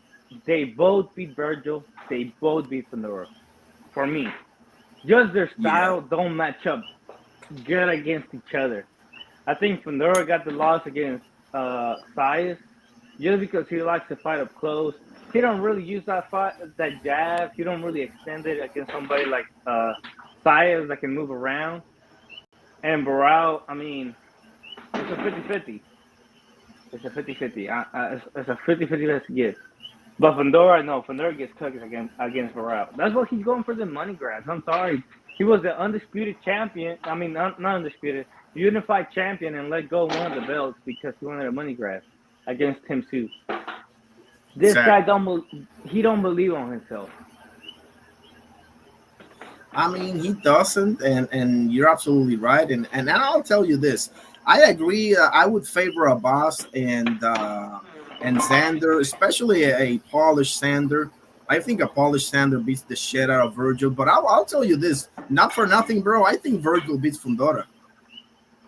Yes, that I agree. But it's Virgil Fundora. Saez, Virgil, I got Saez all day. I think, like, you know me. I've been saying this. Saez beat the shit out of Virgil. That's the reason he didn't take that fight early on. You think he's gonna take a championship fight, which he hasn't done throughout his career. Not only that, I'm Mexican, for the people that think I'm biased. I am Mexican. I am from there. You think Virgil, who hasn't challenged a title, is gonna take a polished standard size, which against Barral, that's a polished size. I don't care what anybody says. If he beats Barral, that's a polished size. Virgil's not gonna take a championship fight against a guy that can move his feet, and against a guy that moves his feet going forward, and that he's a champion. Bro, I'm sorry, Virgil's not taking that fight. He is not taking that fight. And I hate to say this because he represents Mexico, yes, but he is a 27-year-old prospect. Yep. Yeah. He's sabotaging his own career. Yes, at this point he is. He's got great wins. On paper, he's got great wins. Boychuk, questionable. I think he lost. Madrimov, questionable. I think he lost. So do I. The only one is Lubin, but Lubin didn't even fight. Exactly. All his clear wins are either literally tune-up fights or a guy that just decided to go in the ropes and just let him eat him alive, you know? I'll tell you one thing. A guy that lost a prior fight.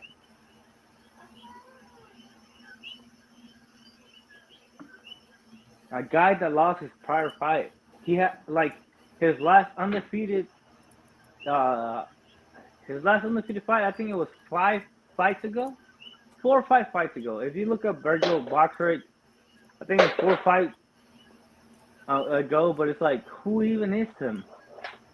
Virgil is still very questionable. It's like Janabek fighting Lara. It's like, though you're beating Lara and you're a champion and he's a champion, how good is Lara right now? Lara is like 42, which he's Cuban. He's been 42 for like 3 years now.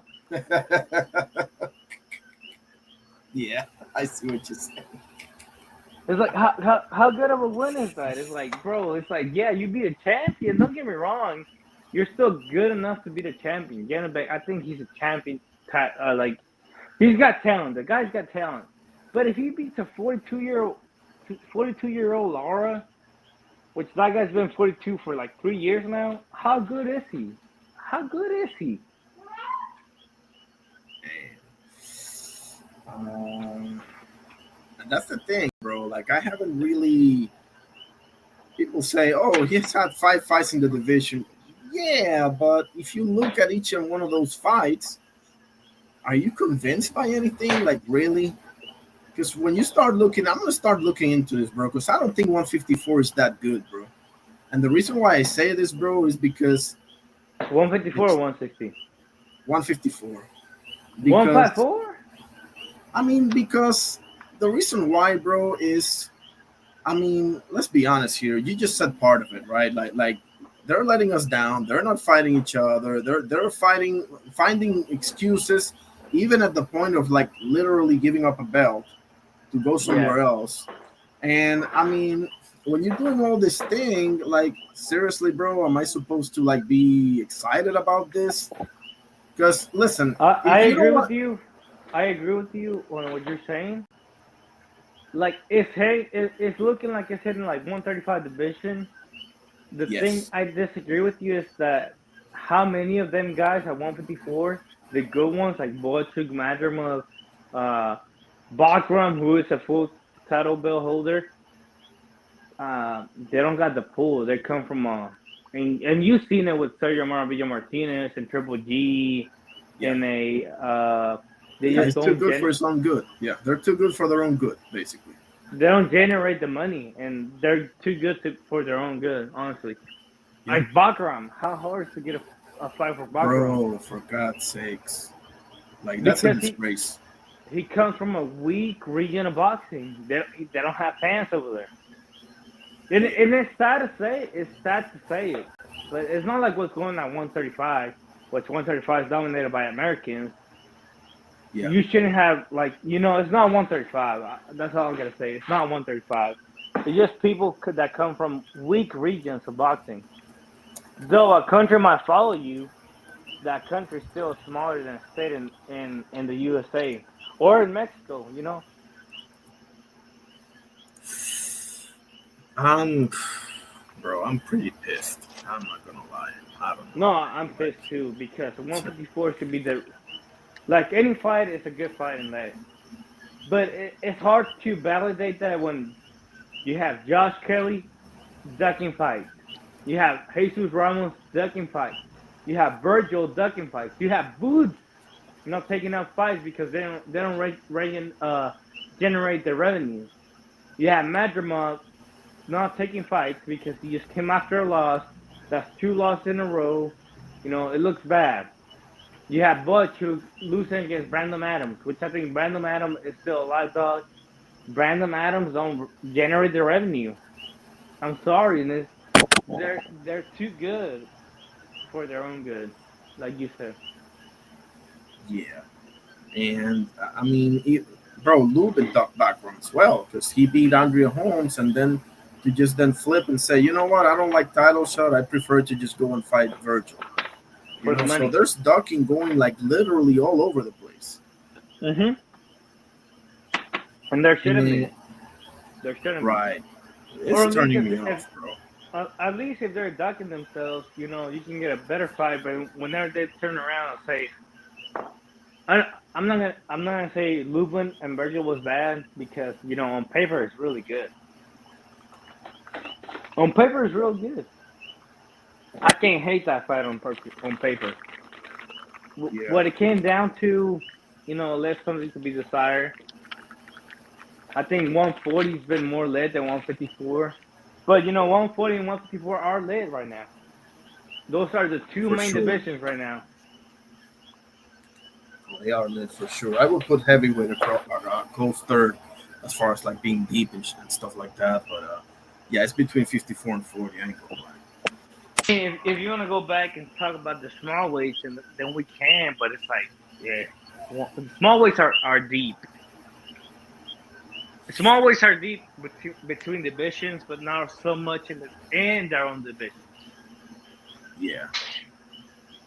I mean, the thing with the smaller weights, the smaller weights, like 105, 108, or whatever, it's like there's not a lot of like talent pool to go around, so you're pretty much stuck with each other. Like Oscar Collazo beat freaking knockout CP Freshmark, excuse me. Yeah. And he's number one right now. And all the guys that he beat, you can see them like 4 or 5. And I get it because you're pretty much stuck with each other, But it's like CP Freshmark held the belt for like 10 years. Yeah, exactly. And he's fighting somebody now. He's fighting who's he fighting? I think he's fighting somebody. I think he's fighting for a belt, bro. Yeah, he fought for the guy he's fighting. He lost against Collazo already. I think Collazo's good. I think he's good enough to move up. You know what's gonna happen to Collazo? He's gonna be the Finito Lopez of this era. Yes.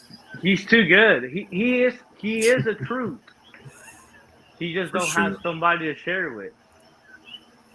It's not like Inoue and Nakatani. He needs another Puerto Rican to step up and fight him, or another Mexican to step up and fight him. The thing is that he's too good. He is too good. He doesn't have that dance partner, Yeah, I think he's cooking people too early. Because that's the only available people. But if he moves up a weight class, then that changes. Because all the people are, like 2-3 people are good on that weight class.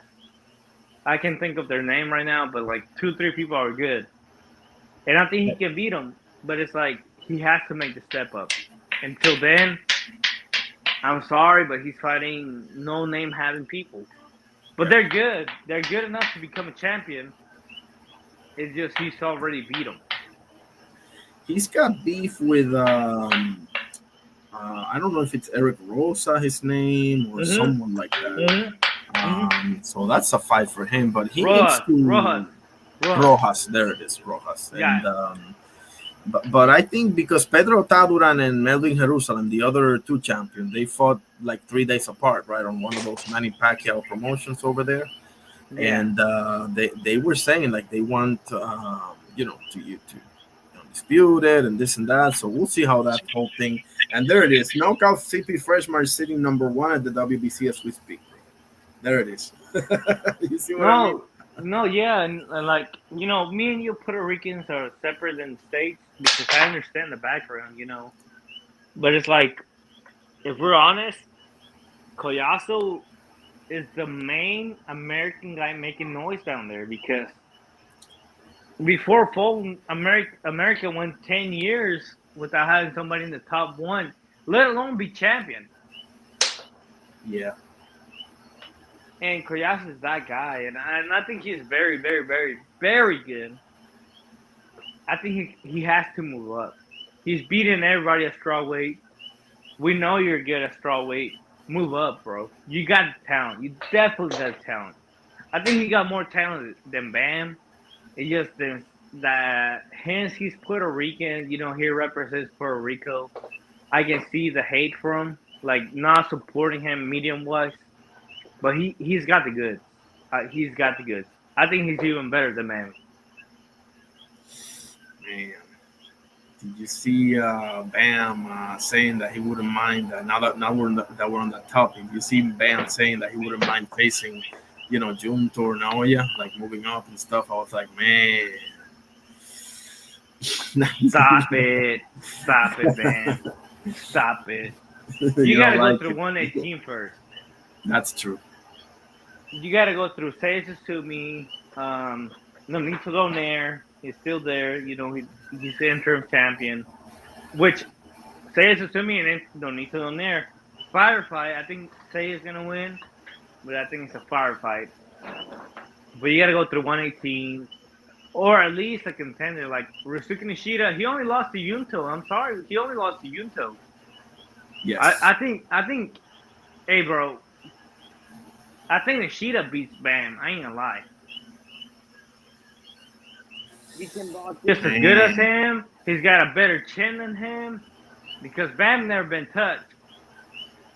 And Ryosuke, if you know one thing about him, he's precise with his punches. He don't waste no punches. You seen him against Junto. Junto came out too wild, like 1-2, and Junto was like, all right, we're going to study this guy and stop him. But, he's precise. He is precise. He don't got power, but he is precise. Yeah. Man, I like it. I mean, I don't know, man. You don't seem to think that it's like a wise move. I understand that he needs to get through 118 because even if he beats Puma, which I think he will, he still got another one. I think his name is Wilibaldo Garcia that he's fighting on that Naoya and Junto card over in December. So that's yeah. good to know.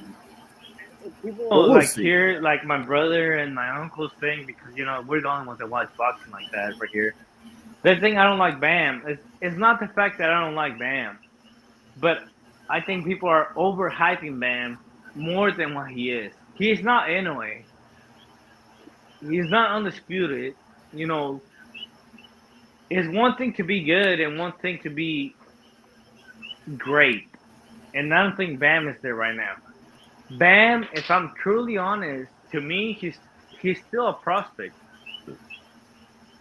I mean, I think that's a little harsh, because not for nothing, bro. He did unify, not for nothing. But against who? Puma led Cafu. Puma did against Ioka. No, I understand, but he's about to fight Puma, though. Let's give him some sauce here. Let's give Bam, some dash here. He is doing. But if I was to ask you, do you think Sias is a full champion contender right now? Now that he's unifying, I don't know. I mean, he's still a prospect. Until he gets that dub, he's still a prospect. And that's how I see Bam. Yeah, I see what you mean. It's like, yeah, you beat Fumulete Cafu, but we all know he wasn't the champ. I think we all know that. I think he was the weakest champ of them all. Puma's been calling for Bam for 2 years now. Yeah. And to be honest, Robert Garcia got a great way to be a trainer of the year back in a row if he beats Fumulete Cafu. That you got no question about it. He got Andy Cruz fighting for the title. I mean, Raymond Mortala got a title. He's got Virgil, who just beat Lubin in 2 rounds. And if Bam beats Puma, bro, that's it.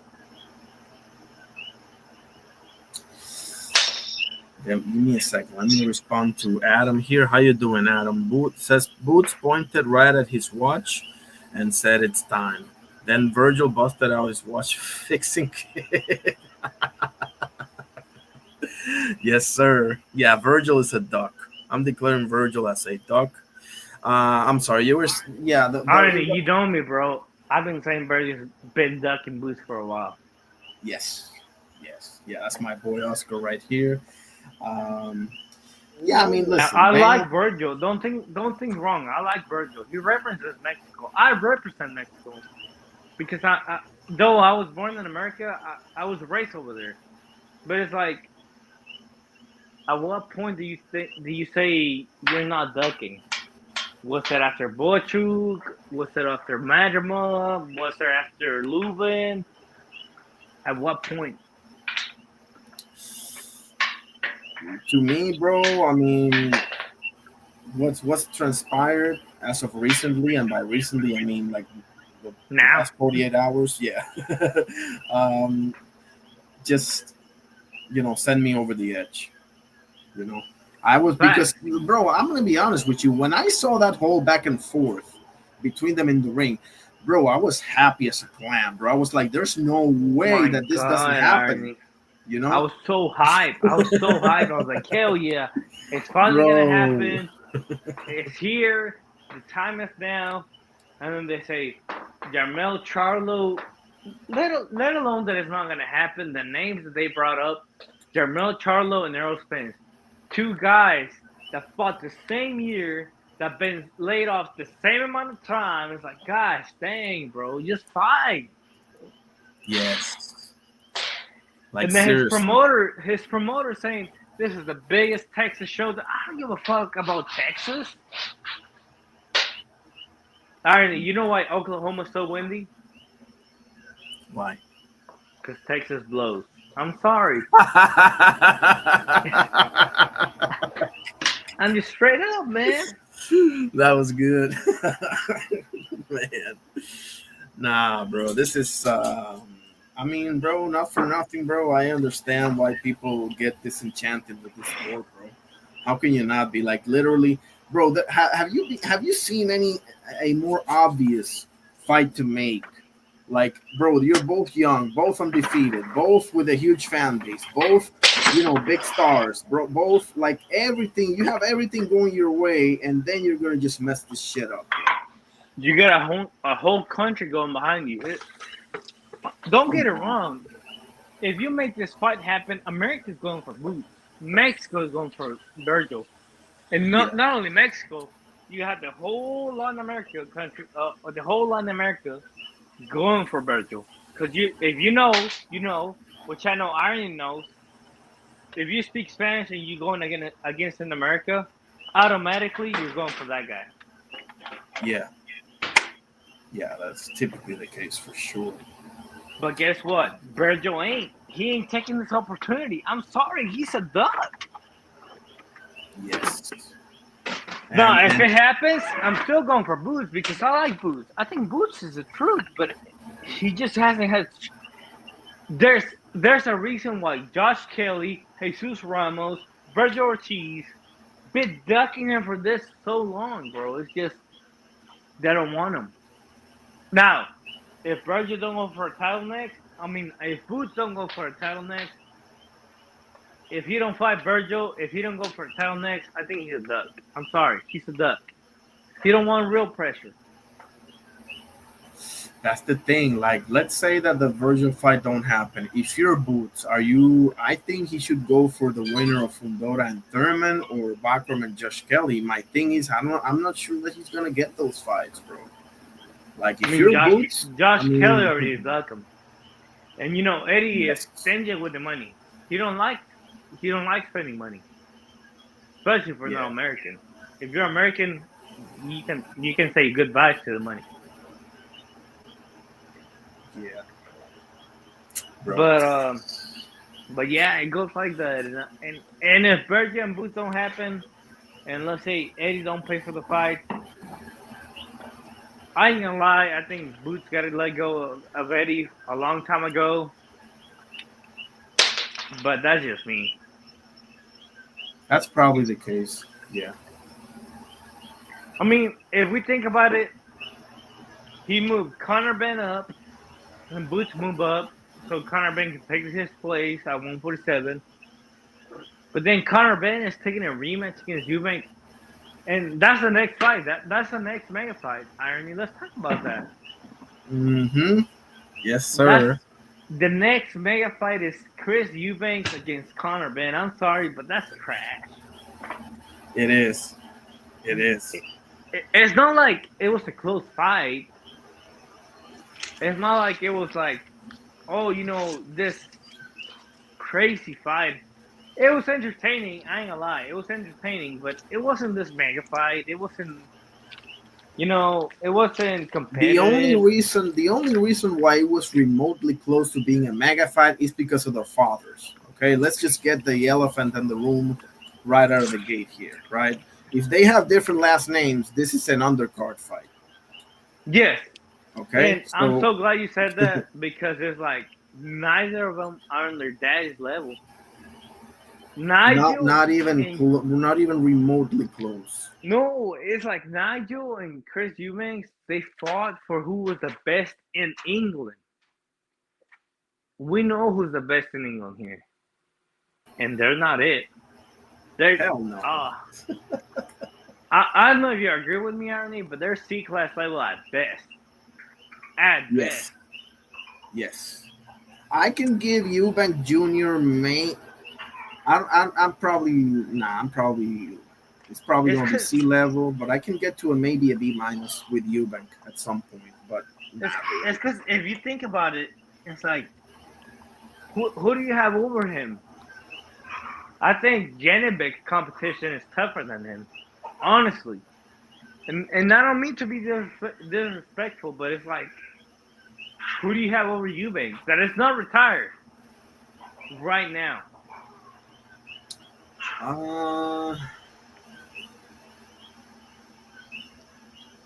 Nick Baum? I mean, you're talking about UK fighters, right? Oh, UK fighters, I have everybody over Eubanks. Oh, you're saying 160?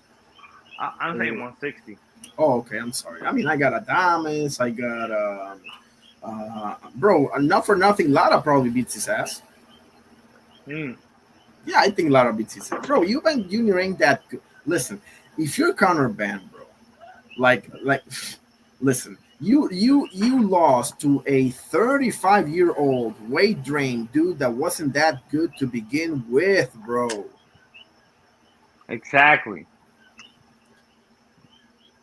Like seriously, like you're 28, he's 35. He wasn't that good to begin with. He got slept by Liam Smith. He lost to a one-armed George Groves. He lost to Billy Joe Saunders. Oh my God! Say that again. One-arm who? George Groves. Where is he right now, Irony? He's commenting with Carl Froch. Exactly, bro. Yeah. He's not that good, bro. I'm sorry. I like Eubank Sr., but your son is not that good. Yes. And he still beat your ass, and he has Bomac in his corner for this one. So I hate to be the bad news bearer, but yeah. And you know what? I think this is going to cost Bomac his Trainer of the Year contender. I think Bolsey got a better shot at Trainer of the Year. But I'm sorry, you can't let that happen, bro. Like, you can't let that happen. He's average at best. Yes. Yeah, I stick with your original assessment. They're C level, and I'm struggling to not go even lower with Conor Benn, bro. No, Conor Benn is. And the suspension hurt him. It's 2 years. 2 years hurt him. But he's C-class at best. Right now, 154, you put him against Bakram, he loses. You put him against Boots, he loses. Virgil, he loses. Bochuk, he loses. Match him up, he loses. I mean, don't get me wrong, he's a great bounce back fight. He's bounce back for sure, but he's not good. He's not it. Bro, Ryan Garcia probably beats the shit out of him, bro. That's To be how bad honest, it is. To be honest, I think he will drain himself to go to 147 for a money grab like that. Yeah, he already said, like, he mentioned that they asked him about, like, they threw some names and then they ended with, like, who would you like to fight? And he threw Ryan Garcia right there, bro. Like, listen, he's the only guy that you might be able to beat, and I don't even think that you beat him. I think it's a 50-50. But even then, it's like you said, he brought it up. It's not like the commentators brought it up because he's 154. And it's like, bro, if you believe yourself that low, where do I rank you? Yeah. Nah, Conor Benn ain't. I mean, neither guy ain't it. Neither does EUBANK or Ben do it. And they want to charge you for that crap? Like, are they serious right now? I mean, what are we talking about here? Like, you don't even have, like, a great undercard. Now, I'm interested in Jack Catterall versus Echo Wesselman a little bit, yeah, but nah, bro. Like, you got to give me some sauce if you're going to charge me, bro. It's not enough.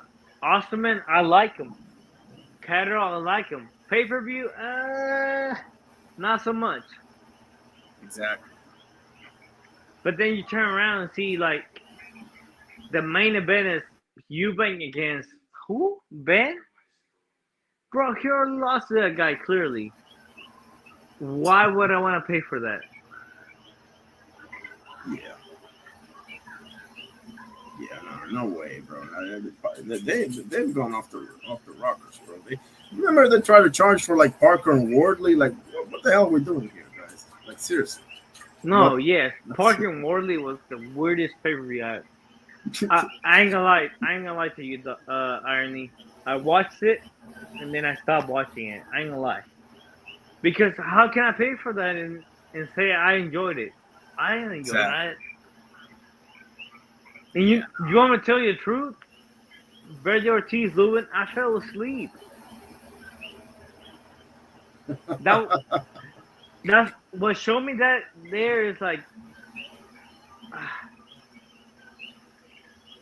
Golden Boy can put out a good card to save their life. They're all right at best. The only thing that can save this whole event is if they replicate or one of them just washes the other, like because it's a top heavy card to begin with, right? It's structured that way. And unless if they go out there and they stink up the joint, holy shit, bro. Yes, it's gonna be bad. But then you say that, but then it's like, what do you expect out of this fight? To be honest with you, bro, like, I expect it to be very competitive. I expect it to be very exciting, very entertaining, because they dislike each other that much. You know, like, they're not gonna. I don't think they're gonna stink up the joint because they have too much riding on it because of the legacy and the history and this and that, right? So I think off of that, they're gonna do their best. And I think training with Bomac should be the difference maker, even more so this time for EUBANK, to be honest with you. Okay, then let me ask you this, and you say that Bomac is a difference, but I gotta bring it back. What do you expect out of this fight? Well, you said it was the first fight. What you just said, it was the first fight. What do you expect out of this fight? You know what worries me, bro? You remember that whole EUBANK with the ambulance crap that he said? Oh, right? yes. He's actually in a legal issue right now with the British, with the BBC or whatever, and the Matchroom and all that shit. So that worries me. All right, Aaron. Let me ask you this: is that fight better than Somsak against Mayor, No way. or Marquez against DS1. No, no, no. So what are you expecting out of this fight? Because that's the only way that justified this fight. I'm expecting EUBANK to stop Conor Benn. That's the one thing that I'm like hoping to be a difference. I'm hoping EUBANK can stop him this time. You know. But even then, is that better than Marcus Vasquez? No, yeah, absolutely. No way. Not in a million years. So this fight is not even fight of the year contender. I'm sorry, but this fight is trash. Yeah. That fight is trash. And the fact that Eddie Hearn and Queensberry trying to make it a pay-per-view, that's even worse. How is it pay-per-view? How? The title for this fight should be like, how to live off of our father's name or something like that. Because that's literally what's happening, bro. Like, yes, honestly, and like David Benavidez, that card is great, but the fact that this fight is before is so trash, so trash. I'm sorry, but like Uncle Ryder would say, it's so weak, so weak. Yeah. I mean, listen, I'm not gonna lie. Saturday, my main focus is gonna be the UFC, bro. I'm not gonna lie. No, yeah, I agree with that. I can agree with that. It's because I don't see how. How is it not? Like I said, bro, if they had different last names, this would be like the third fight or the second fight on a main event card, or maybe even lower than that. Like, let's say, and they're not even in the card. same division. They don't even fight in the same division because Conor Benn is really a 47 guy, and EUBANK has fought like at 168. So what? You understand? Like everything comes down to what the fathers did. Every single thing. Every single thing, like you said. It's so sad. It's just the fact that this is boxing right now. You have Ryan Garcia being a Hall of Famer by Max Kellerman. You got Conor Benn fighting EUBANK again. Junior, not senior. But it's like the senior, it shouldn't even be a rematch, but it was questionable because Nigel was cooking the first round. Yes. But then he lost. Nigel was very dangerous in the opening rounds, bro. Oh, Golly. he was cooking. He dropped him twice. Yeah. It got real dicey for EUBANK, bro. Yeah, twice in the same fight. So it's like, I understand that. But this, bro, stop it. Stop it. It's not a pay-per-view fight. Hell, it's not even a main event fight.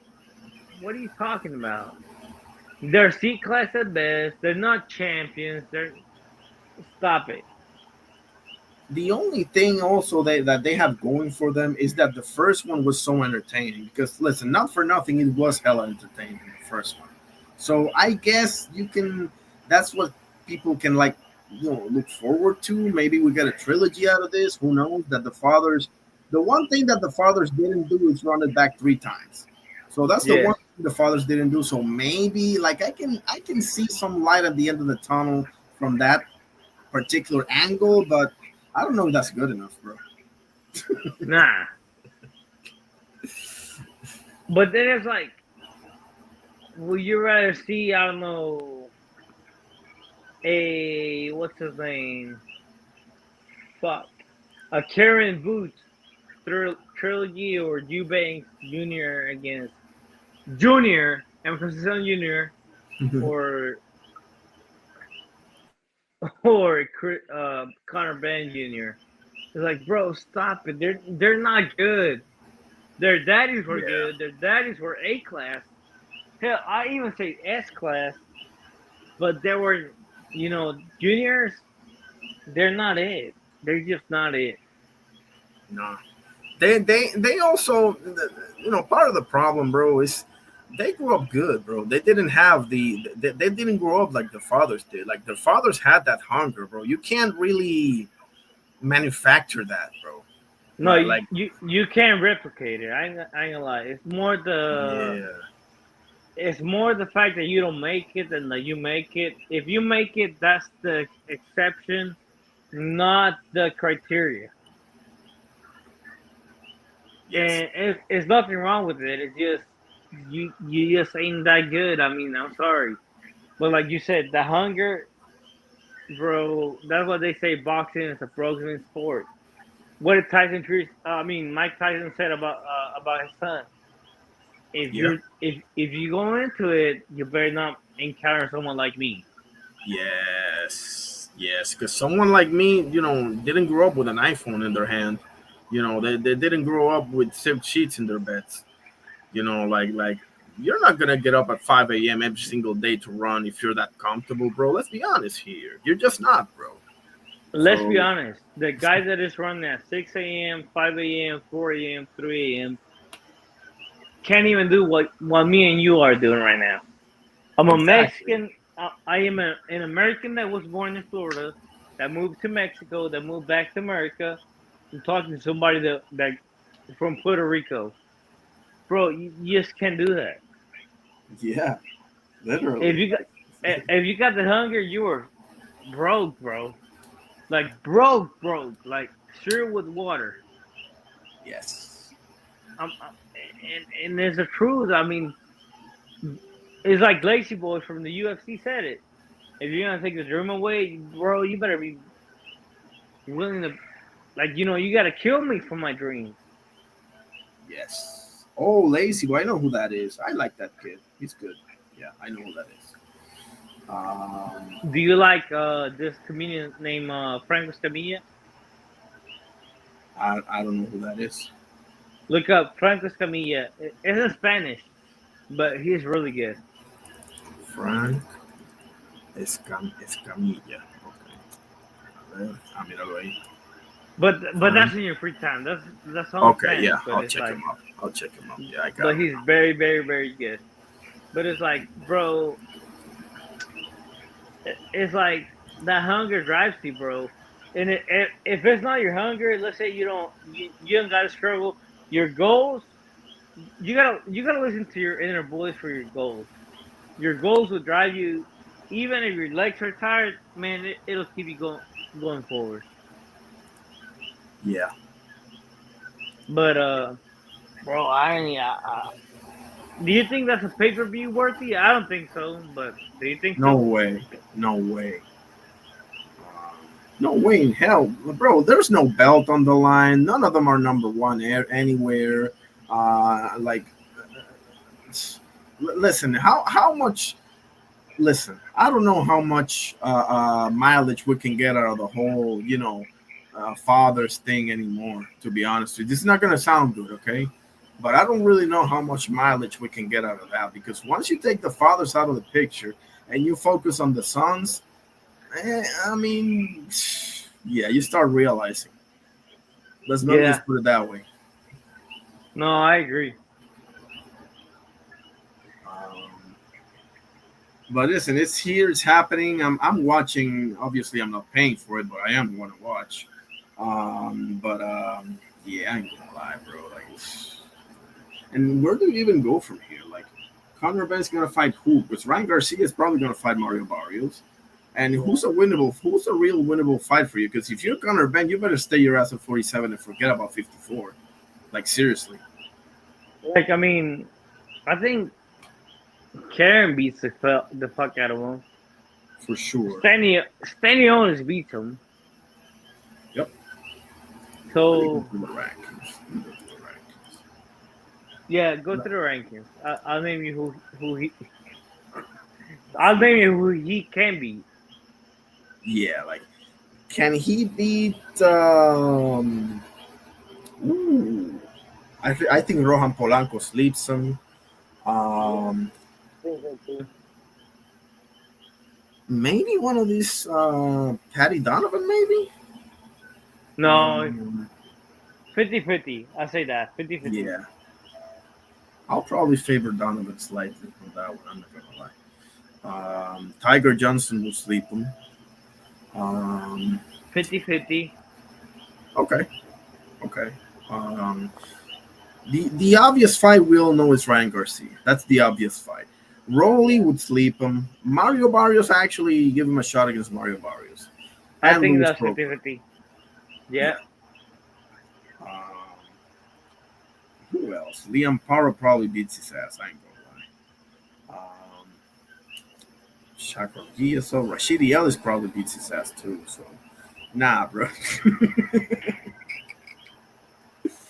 but listen. With that being said, bro, 47 doesn't compare to 54. 54, everybody will eat him No. alive. No, yeah. I agree with that. And it's like, do you remember when I say with? I think you were in the live, but it's like when it's like a division is so hot like that, the lower division is ass, and it just is what it is. Yes. Yeah. Like 140 right now, it's okay at best. I mean, because if you look at it, like part of the reason a division gets so stacked is because you had some people moving up, right? So naturally, that division is going to be hollow for a good chunk of time now. Being on the Storm and Devin Haney coming up and all of that, it's going to get interesting real soon. But bro, I can't remember in my lifetime. I can't remember a welterweight division being this wide open, bro. I can't remember this. Wide open, I agree with you. But better, man, I can name so many better than this. But like wide open, I agree with you. Because Devin Haney is the most proven fighter at that division. Brian And Norman don't got it. he literally just got here. Yeah. Ryan Garcia is trash. I mean, I'm sorry, but he is trash. Yeah, he is. Even if he beats Barrios, it just speaks more on Barrios that he was trash. Exactly, But, exactly. I've been saying the same thing. I've been saying that. Crush the legend. How you doing, brother? God bless you. Great to have you. Appreciate you, sir. But if yeah, I mean, Barrios, like, yeah. if Barrios loses to Garcia, that means he's trash, not Garcia. Garcia's trash too, but it just says more. It just says more about Barrios. For sure, for sure. And listen, Mario Barrios is one of the least. How do I say this? It's one of the least legitimate champions. It's not gonna sound good, okay? But it's one of the least legitimate champions we have today, bro. Like, What bro, about you literally. Well, there's another one. But the bro, you literally went to a draw with a 50-year-old man. Like Yeah. I can't. I'm not going, bro. I'm not going. I can't respect it. Yeah. Even if it was a tough fight, you gotta get the win. Exactly. But bro, you watch that fight. Now I'm not gonna watch it more than once. I can't put myself. No, through, yeah. I agree But- with you. I'd rather see I'd rather see Shakur against, I don't know what's his name, Del Santos, before I see Barrios Pacquiao. and that's saying something. Yes, But, bro. I fell asleep on that fight actually. They're round Bro. off to sleep. Seriously, bro. Like, I have the antidote now for my insomnia problems. I'll just put Yeah, on that. exactly. Fight, But it's like Um, I'd rather see that than Barrios Pacquiao. Barrios look like ass. Pacquiao look like ass. I don't want to see Senator Pacquiao, Oscar. Remember, Senator Pacquiao. that. If Senator Pacquiao is gonna fight retired Mayweather. That's, bro. I've been saying this for the longest time. When Pacquiao's return was becoming a thing, I said, "Listen, bro. Not for nothing. The only fight to me that even remotely makes sense to you is doing the Floyd rematch, bro. That's the only one. Put it on exhibition if you want to. I don't even care. I will watch it, not for nothing. But that's the only thing that makes sense because otherwise, one of these young dudes are gonna get you, bro. Exactly. It's gonna happen sooner or later." And as sad as it gets, me and you seen it. I'm sure people seen it in the chat, but it's like we seen Prime Pacquiao, we seen Prime Mayweather, we seen it both at the same time, and it never happened. Exactly. It never happened. The question is gonna stay lingering. What if a Prime Pacquiao fought a Prime Mayweather? And to me, Prime Pacquiao has it all day long. But it's not what happened. Mayweather won.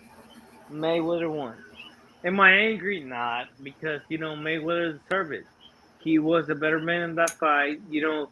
Though he ran, because he ran, he was still the better man in that fight. Yeah. I mean, we can talk about it.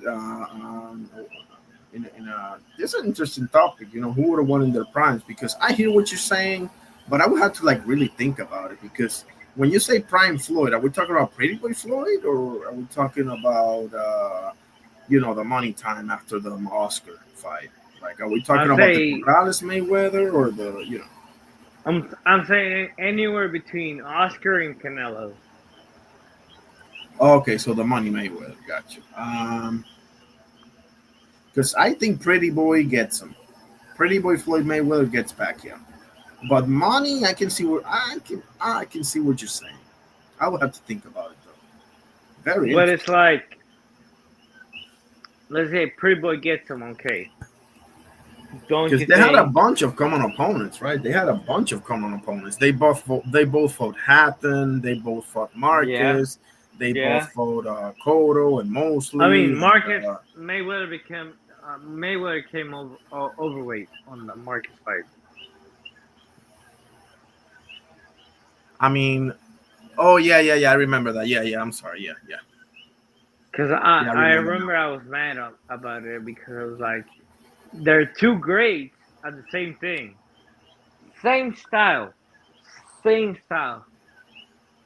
If you made it fair, even, I say Mayweather was greater.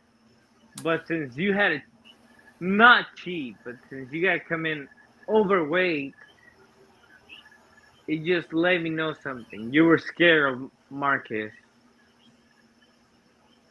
Because down the line, they're the exact same fighter down the line.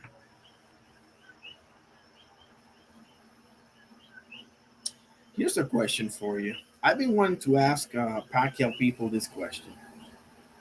Do you think he ducked Edwin Valero? No. Okay, because I've been thinking hard on that fantasy matchup, bro. I'm not going to lie.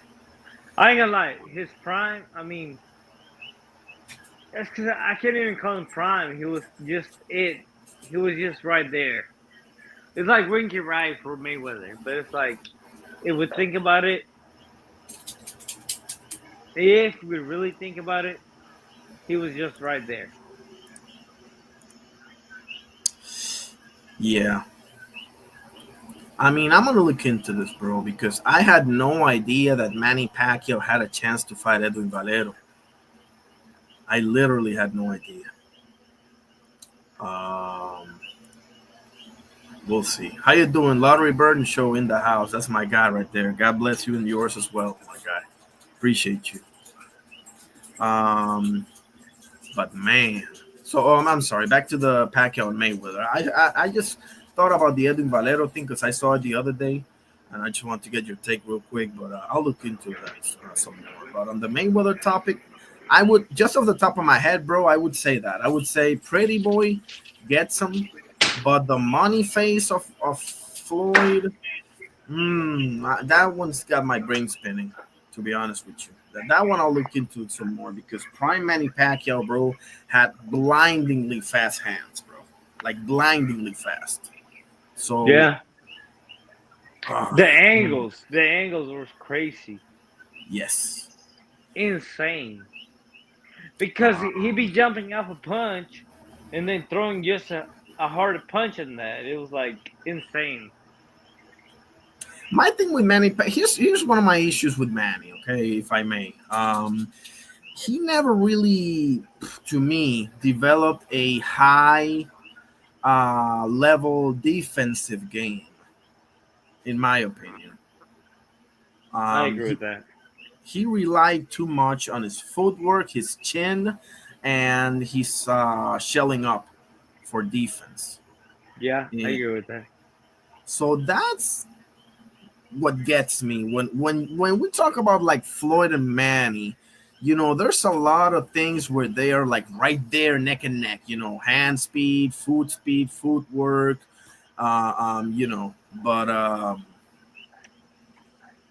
But but in the defensive end of the game, bro, they're like literally worlds apart. Yeah. Lottery says Floyd will beat anybody he faces, just like he's been doing for years. I that's a ballsy claim, brother. But I mean, listen, I can coach you for that. What about a Triple G? What about a Sergio Martinez? I mean, what about a shit? If you press me hard enough, I'll tell you what about a Sugar Ray Leonard, bro. Yeah. He says facts.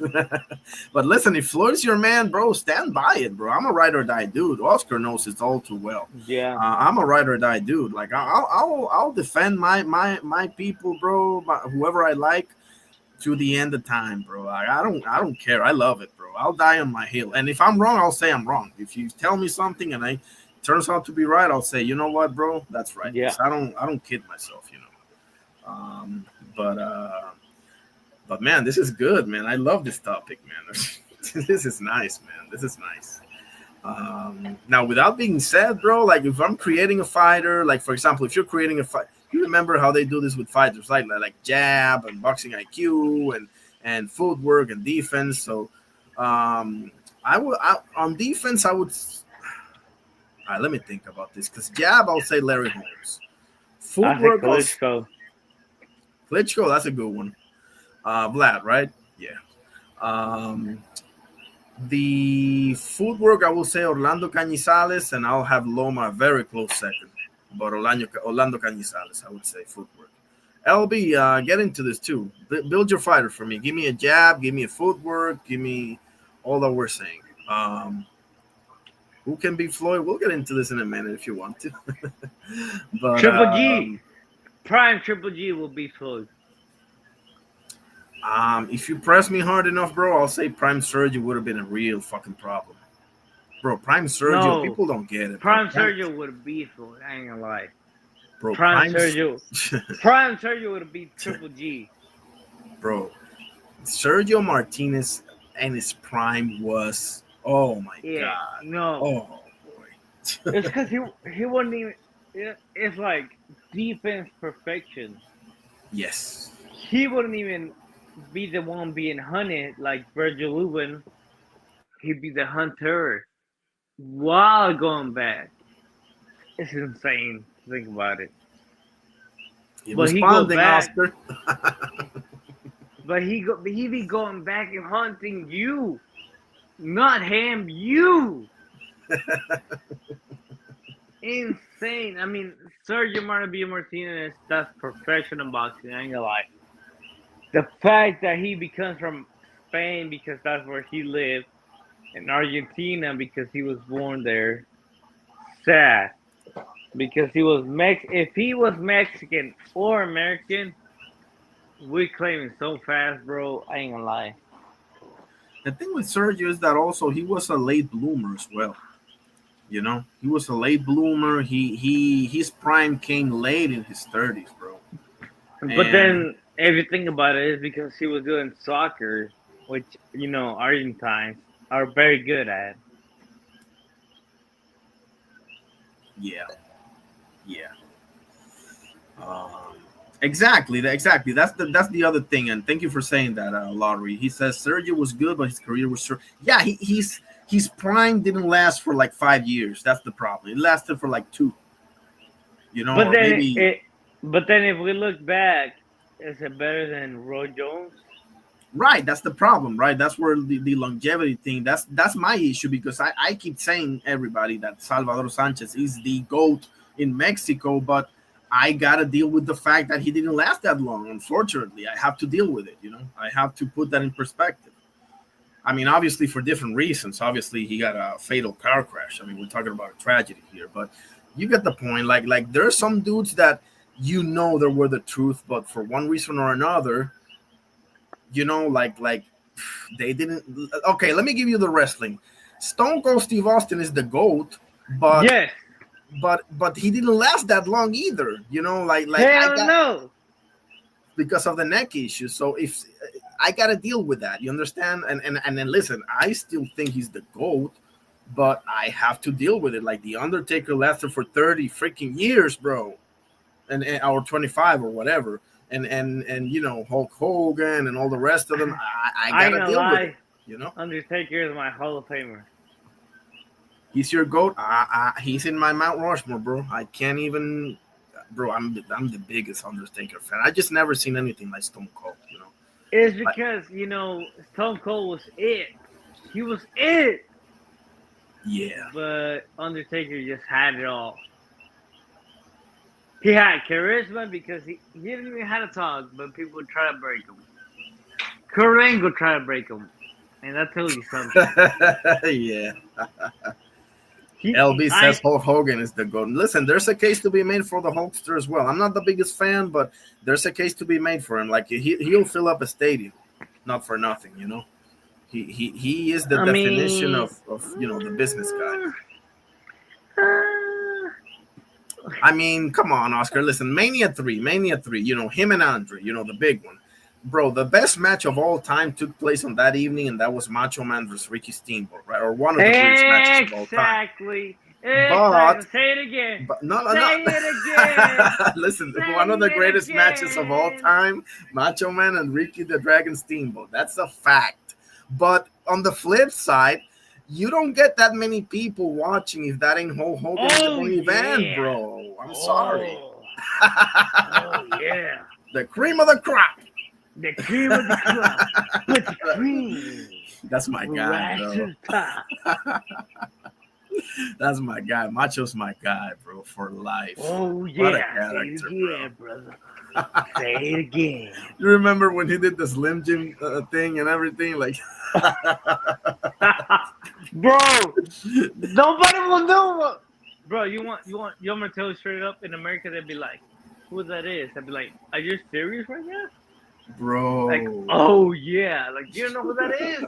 That's why Kool-Aid Man guy Kool-Aid, bro. It pissed me off. I ain't gonna lie. Oh pissed me yeah. Off too. LB saying Bret Hitman Hart too. Listen, Bret Hart had everything except charisma. That's the problem with the Bret Hart, bro. Like he will sell out in Canada, but like generally speaking, he wasn't that great on the microphone, bro. And I love Bret Hart. Exactly. Yeah. Exactly. That's like, oh yeah, whatever he's the GOAT, bro. Macho was the total package, bro. Do you remember this promo? I know you're gonna know it very well. It's like Ultimate Maniac is like, that's what you don't think you know as well as you think you do. Yeah. But I'll tell you this, brother, yeah. And it's like, yeah. Oh yeah. Yeah. Oh. Bro, I had to mute myself because I was gonna laugh so loud, bro. Bro, Macho Man was the shit, bro. And He was it, bro. He was it. And you can put him against any song lyric right now. It'd be like, do you know who I am? Yeah, I am the best ever. Yeah, I will remain an Intercontinental Heavyweight Undisputed Champion, and I will remain the Undisputed Heavyweight Champion. I remember this promo so well, and it's like this. And we're here with a superstar that made a 180. Yeah, 180. Yeah. And he made another 180. Yeah, another 180. Yeah. Bro, even when he was, like you said, like in the commentary booth, like, bro, he had the best, bro. LB saying my favorite is Ultimate Warrior. Oh, he was like this. Guy. Yeah, he was, bro. Yeah, exactly. Randy Man, Bro. Randy Man, Macho Savage. What do you think about The Rock? Yeah, The Rock.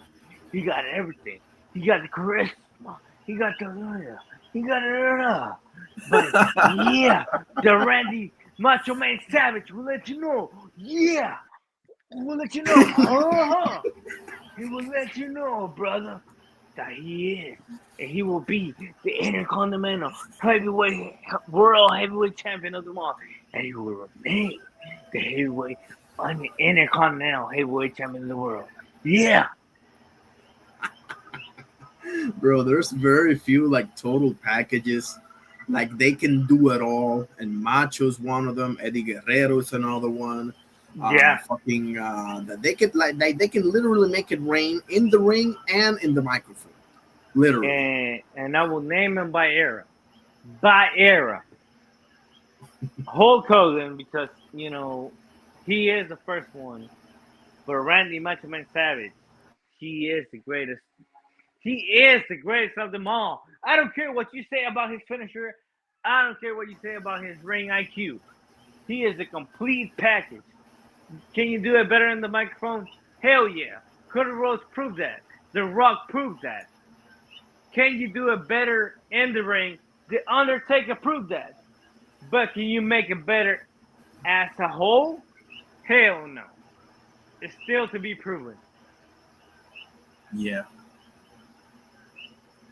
Yeah, that's true. He's saying Mr. Perfect, Kurt Hennig, bro. That was one of my favorites, bro. For real. It's because to be Mr. Perfect got pushed to make Hulk Hogan better. In the ring, he was. I see. You know what? Not for nothing, bro. I put Mr. Perfect in the same basket that I put Bret Hart and Ricky Steamboat. Like they'll make it rain like nobody in the ring, but they just don't have that ability in the microphone, bro. For whatever reason. It's just that they don't have it. They don't got the Shawn Michaels in them. Exactly. I'm sorry, but the only reason Bret Hart was number B, the letter B in the alphabet, is because Shawn Michaels, bro. And let's be honest, Shawn Michaels wasn't it until that return. In 2024, with DX, with Triple H against what's his name? The cheerleader team. What's his name? It wasn't the Nation of Domination, right? No, it was, hell no. Freaking. That was before they retired. Man, I'm literally NWO, right? Is it the NWO? No. After. Yeah, HBK was also that guy. That's for sure. The Heartbreak Dolph Kid. Ziggler. Get the hell out of here with Dolph. Oh, Nexus. No, that's not it. Way before. That's 6 years prior. Holy shit. DX versus was that? No, that wasn't the cheerleader squad. Dolph Ziggler was there. Cass Sports. God bless you, sir. Oh, when he was like with Big E. No, that's not it.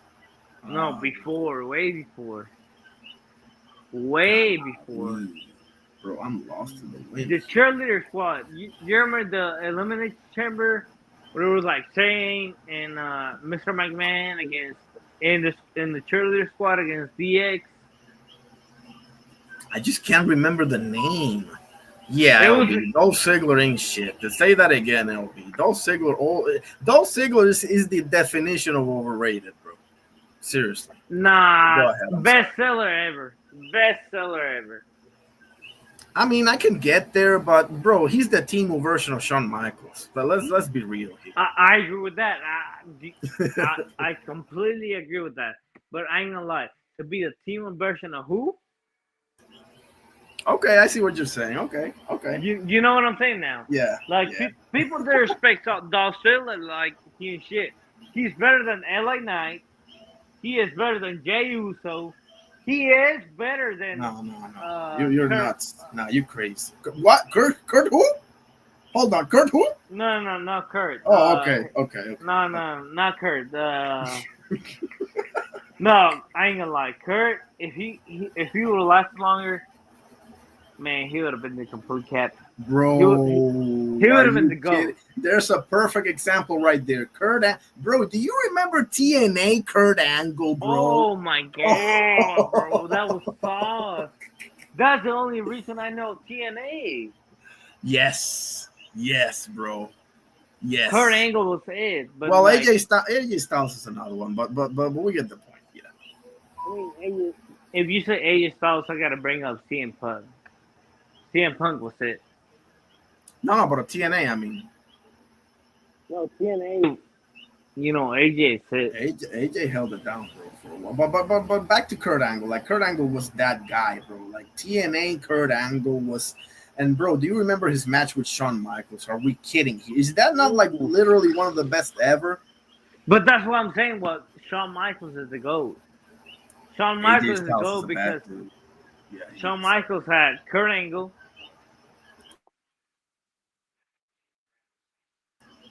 Let me tell you this. Kurt Angle, Undertaker, Ric Flair, Randy Orton, John Cena, bro, Eddie, bro. How better can you get? Chris Jericho, Christian, Triple H, you name it, bro. Like, oh man, Shawn Michaels had so many legendary rivalries. But I'll say this in favor of AJ Styles. LB, you're gonna love this. AJ Styles, the only dude that I've seen with the rocking with the soccer mom hat. I mean the soccer mom hair, and make it work. The only dude that I've seen with the soccer mom hair and make it work. I gotta give him some. I love AJ Styles, but I just have to say that, you know. I don't know, CM Punk in the Indies. Listen, I'm not the biggest fan, but I got a hell of a lot of respect for CM Punk. And prime CM Punk, bro, he was literally the total package as well. I have to say it. He was literally. Yeah. If you respect AJ Styles, you gotta respect CM Punk. There's no other way. No, that's true. Even if I don't listen, there's a lot of dudes that I don't like and I respect. Listen, I never liked Shawn Michaels. I never liked Ric Flair. I never liked Randy Orton. I never liked Triple H. I never liked just said it, Hulk Hogan or Ultimate. Like, but that don't mean that I don't respect them. That I don't think they're great. I mean, shit. Wait, you don't respect Ultimate Warrior? Not really. What? He was, bro, the Ultimate Warrior had a reputation for going into the shows like 1 hour early. And right, but not only that. I remember the conversation me and you had. Ultimate Warrior was, he could say, I mean, let's be honest. If Randy Savage would have deliveries, Ultimate Warriors, he'd be the greatest of all time. Say that again?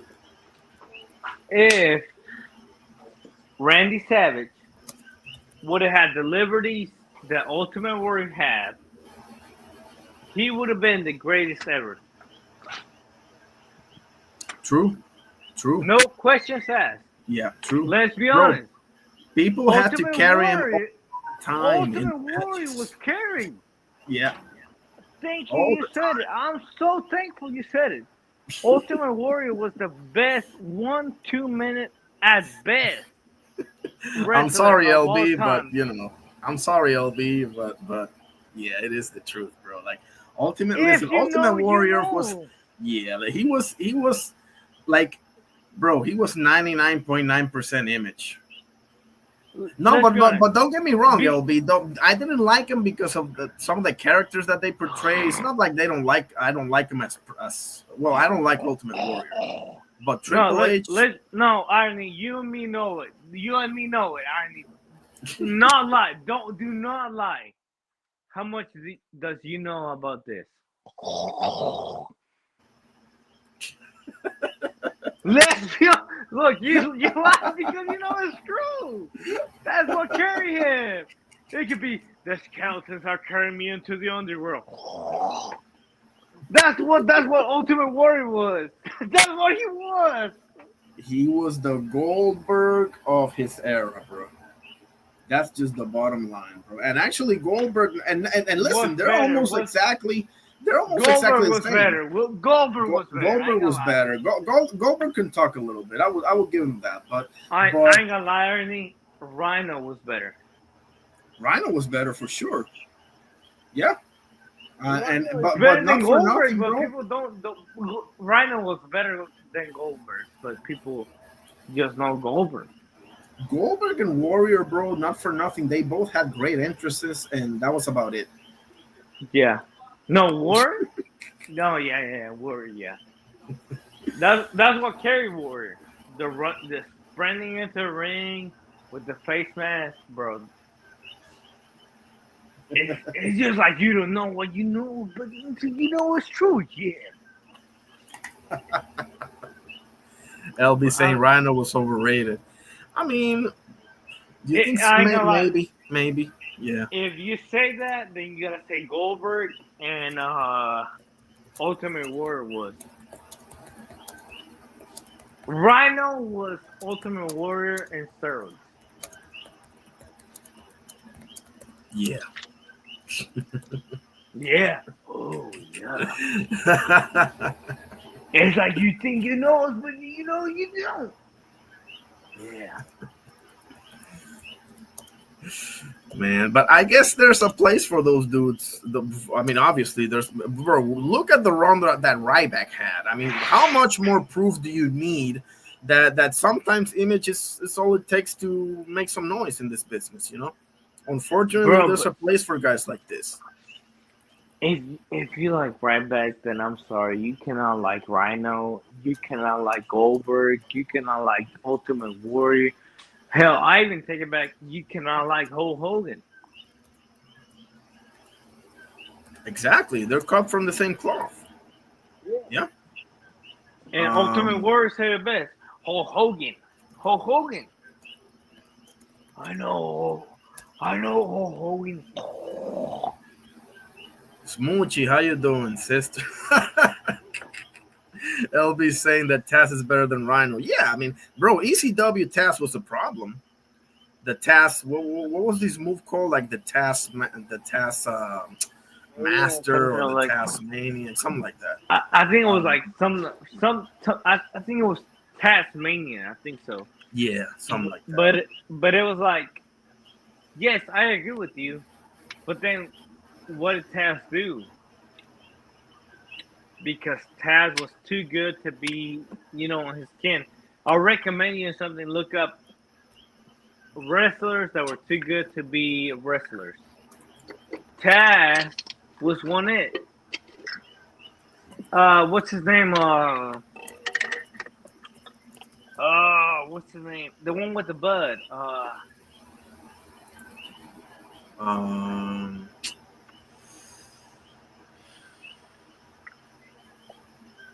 John Cena's debut. John Cena's debut.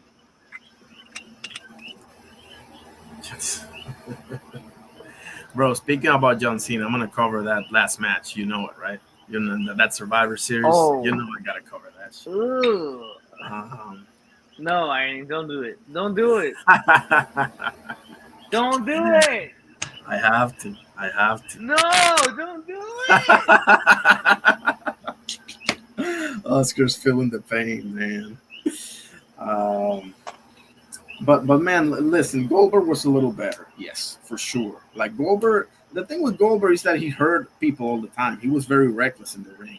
Like I'm not gonna go ahead and say that he did it on purpose. We all know about the Bret Hart situation, obviously, and he almost broke the Undertaker's neck as well with that freaking suplex. Borderline. But it's like even the Undertaker said it's like because I was taking too much of the spotlight.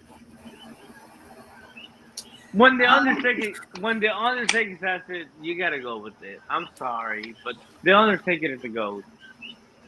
He's the ultimate GOAT. I can't deny that. I mean, listen, I think it's Stone Cold, but if you want to listen, if anybody says it's The Rock, it's Piper, or it's The Undertaker, or it's Macho Man, or it's Shawn Michaels, I don't have any problem with that, Let me ask you this. Is Piper the GOAT underrated? It's either him or I think Piper it's it, bro. Because if you think of underrated, is that people that don't even think about it.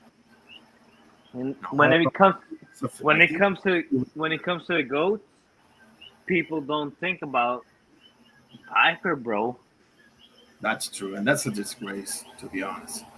But I don't think he's alone in there either. You know, Bret Hart comes to mind. yeah, yeah. I mean, the thing is, bro, like Piper had it all. Bret Hart didn't really have it all, bro. It sucks for me to say because you see him in the ring and it's so polished, so clean, so perfectly executed, and then you see him on the mic and it's like like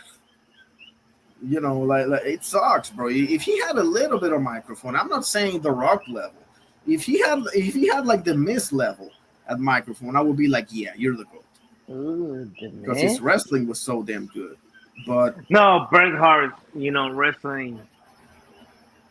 I say even Booker T levels.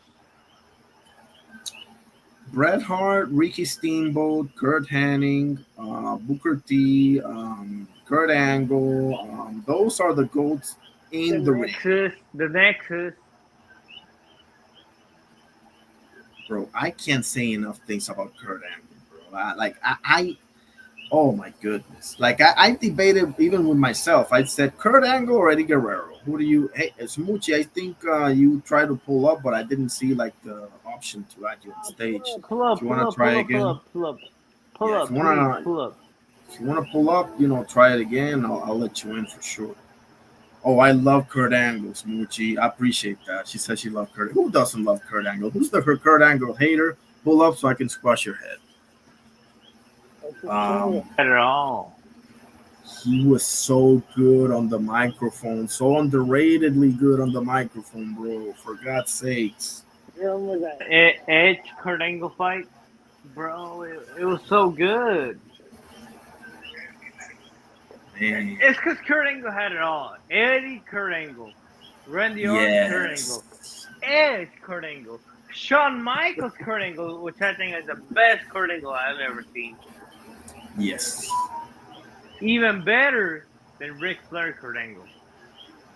For sure. And I got one for you. The Iron Man match between Kurt Angle and Brock Lesnar, homie. Do you remember that one? That was a legendary match. It's because it comes back to the debate me and you had. It's like, you'd rather see Shawn Michaels in the 90s or Shawn Michaels in the return. Man. In the 90s, he wrestled everybody. And he wrestled the hell out of everybody. But in the return, he has Undertaker, best match ever.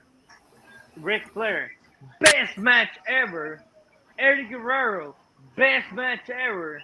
Triple H, best match ever. John Cena, best match ever, bro. Shawn Michaels has it all. I ain't gonna lie. Ric Flair. You met Ric Flair. Nah, I don't like Ric Flair. Ric Flair looked bad. There's Moochie, but it doesn't say, like, it doesn't give me the option. Like, I see you here, but give me a sec. Edit name. Like, it doesn't. Can you hear me? No, she's not there. Like, I can see her here, but it doesn't give me the option. Oh, it says they will need Smoochie. It says they will need to connect their mic/cam before you can add them to the stream. So something with like the mic. Yeah, why do you have connect your mic. Yeah. Just connect your mic. Just connect your mic. That's what I'm doing, Smoochie. But Iron, you cannot deny Shawn Michaels made Ric Flair look fire on that match. Yes. The retirement match. He made it look fire. He made it look better than anybody I've seen. But that's not the best rivalry Ric Flair had. The best rivalry Ric Flair had was 3 of them, and they're all from back in the day. Number one in... Yeah, you know where I'm going with this. Number one, to me, is Ricky Steamboat. And that, to me, cannot be debated. For sure. No, for sure. Yeah. Underrated. Severely underrated. Yeah, criminally underrated rivalry. Creme of the crop, but severely underrated. Yes. And number 2, a very close second, is Dusty Rhodes. You know, you remember... I know you've seen the Hard Times promo. Come on now. Mm-hmm. Number 2, Dusty Yeah. Rhodes. Number 3, Sting, bro, at WCW. Come on, man. I push Shawn Michaels over it. Over Sting? Okay. It's just because I've seen it happen. It's not nothing personal, but I've seen it happen. Okay. I can see that. The American Dream, yes, sir. Hard time, bro. The Hard Times promo, bro. I can't, and I'm not even a Oh big my Dusty guy, god! but that was a legendary promo, bro. Come on, bro. Yes, everything was. It was just perfect, bro. It was just perfect. It was. That's one of the all-time legendary promos that I've seen in my life, and that's saying a lot because I've seen basically everything out of Piper. I've seen a lot of Ric Flair. I've seen a lot of Stone Cold, a lot of The Rock. You know, the top dogs. What about this? But what you did to Elizabeth, it just makes me boil.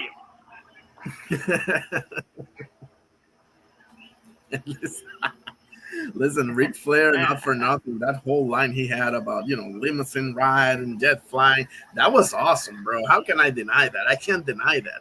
I just, And then he just came up with Bugs Bunny, bro. I'm sorry, but he's the GOAT. I mean, listen, a lot of people have him as the GOAT. And, like, for example, Stone Cold Steve Austin and The Undertaker both think that Ric Flair is the GOAT.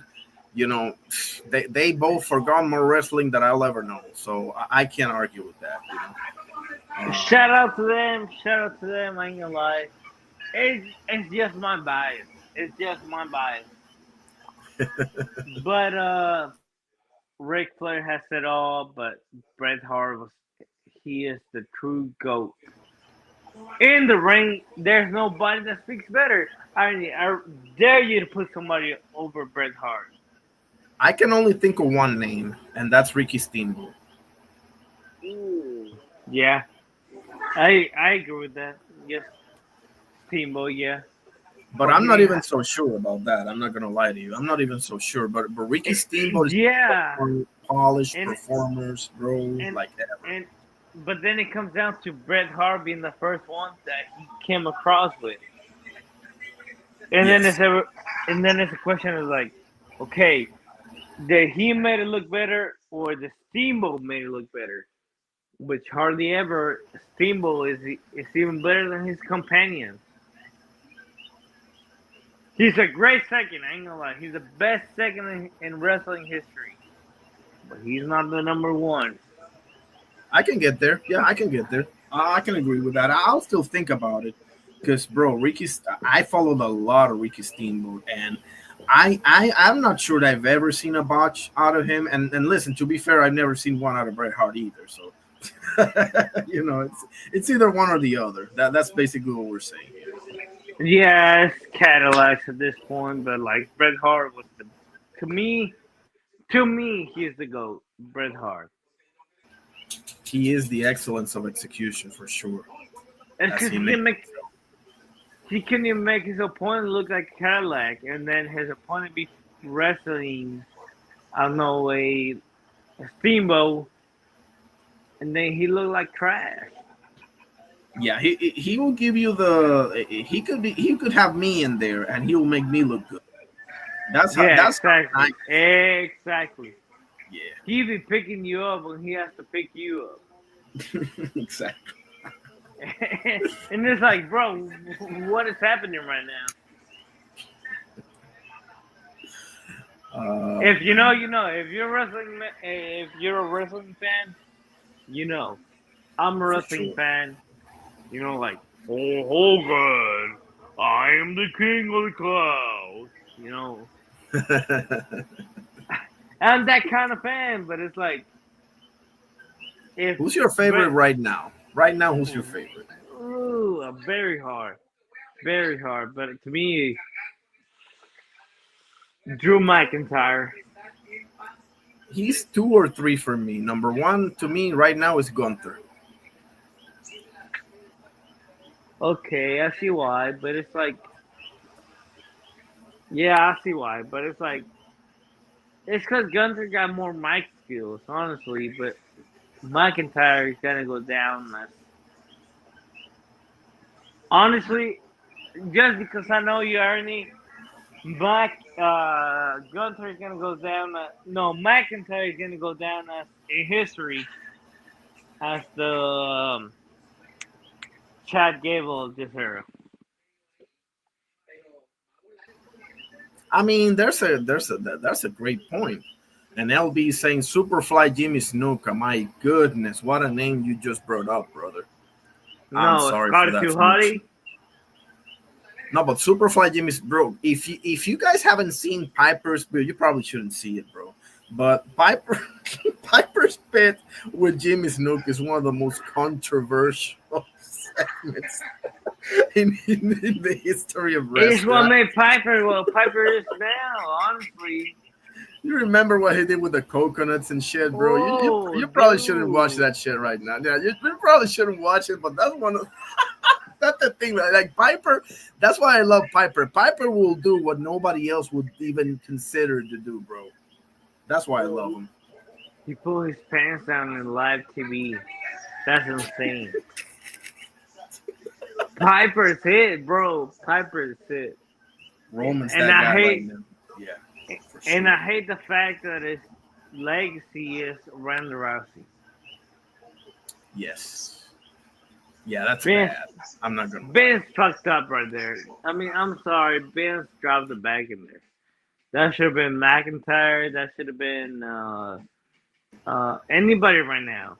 Jey Uso could have been right there. But the fact that Ronda Rousey is there is just disrespectful. Now, I've asked this question before, but I wanted to ask the people in the chat as well. Who has been done dirtier in the WWE? LA Knight, Chad Gable, or Killer Cross? You can pretty much flip a coin to answer that question, but without a shadow of a doubt, LA Knight's got to be number one. Like no. No. Come on, Oscar. You're gonna tell me he didn't deserve that first Cody match against Roman? You're gonna tell me they didn't cut the line on him? He didn't even deserve that Money in the Bank. But it's like, to me, and I'm not. It's just biased at this point. But it's like, me. I follow wrestling to the core. If you don't like bro. him, if you don't like him, that's fine. But let me ask you. I'll let you speak in a second. But I just wanted to ask you this before I forget. Have you seen a meteoric, just out of nowhere, rise like that since Daniel Bryan? Because I haven't. Yeah. Nobody foresaw that coming, bro. Nobody. Bret Wyatt, bro. I'm sorry, Wyatt was better than him. But Bray Wyatt didn't come out of nowhere like LA Knight did. Like you see what I'm saying? Like Bray Wyatt was the shit. He was pulling up different characters and the Fiend, the freaking Firefly, Funhouse, and the this and the that. But LA Knight literally and Daniel Bryan, bro, they literally came out of nowhere and just took over, bro. And I'll tell you why. Because, and this is where my bias comes in. I'm sorry. I'm just like this. He turned his back on his family. Not me and you. Blood relatives. I'm sorry, but I'm sorry, bro. I love you to death. If you ever need a favor, I will be there for you. But if you tell me you turn your back on your family, I'm sorry, you ain't shit. We will have to check that, but that's the question I'm asking is, bro. He deserved it, and you know that as well as I do. And listen, this business is filled with. Is that the Brock Lesnar Money in the Bank?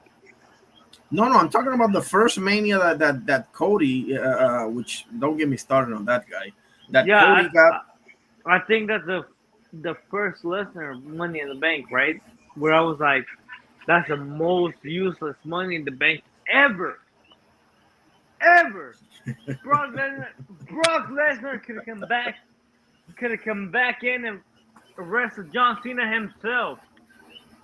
For sure. But he was like, WWE champion of the world. I was like, bro, stop it.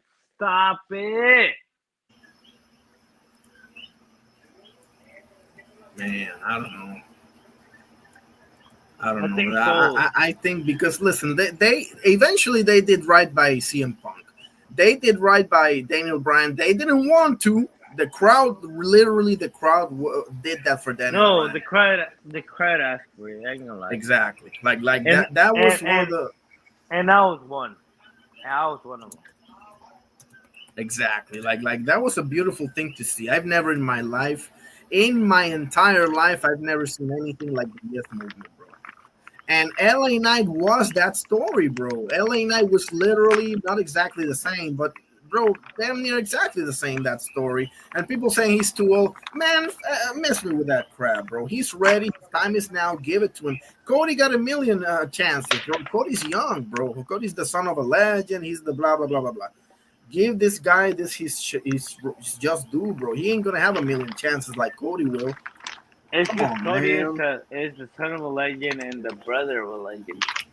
Right, exactly. Because Goldust, bro. Oh my goodness. Mr. Money in the Bank and Goldust, bro, you can't top that. I'm sorry, you cannot top that. I think Dustin is his name. Yeah, Dustin Rhodes. Yeah, that's his You name. gotta be brother of John Cena, cousin of Roman Reigns to top that. And Chad Gable, bro, and Killer Cross, they're almost like the exact opposite of each other. Because Chad Gable got the wrestling. He got some mic, but not nearly enough mic skills. You know, with the shush and the thank you and all that stuff. You know, but not good enough. You know, his wrestling is top notch. And Killer Cross can cut a promo on his leap, but he ain't the best wrestler. So it's like they're the complete opposites of each other. And you know who's the middleman? Do you know who's the middleman, Irony? Who is it? El Grande Americano. Ooh, I love it. I love it. You know it's true, bro. You know it's true. That's why you love it. I know you. I know you. You know me. Inside and out. It is like, bro, El Grande Americano. Just it. I love it. Bro, I just saw Logan Paul, bro. I'm gonna tell you something. Yeah, LA Knight, yeah. But yeah. I'm the saying, greatest wrestler ever. Yeah. I'm gonna tell you something, bro. Logan Paul is made for this business, bro. Oh, yes, bro. Yeah. Let's just call it what it is, shall we? Like he was born to do this, bro. He's tailor made to be a legendary heel in this business, bro. And he's got the athletic ability. He's got everything, brother. He made Jelly look good. I'm telling you, bro. He'll make it rain out there. He already had like 5 legendary moments, bro. When he jumped off against Roman Reigns and did that selfie in the way down, I was like, holy! And when he clashed against Ricochet, like he already had legendary moments. So it's only growing up from here, guys. Whatever you feel about the man, his brother, whatever. For this business, bro, he is money. Okay. Yeah, he is. Yeah. He can talk and he can wrestle. So yeah. Logan got it for yes, sir. Now I'm gonna tell you something. One dude that I'm starting to like, and you're probably gonna jump on me now, is Dominic Mysterio. I hate it. You know, one of those cases that you hated somebody so much that you ended up liking them. I think that's my case with Dominic Mysterio. I ain't gonna lie, bro. Stop it.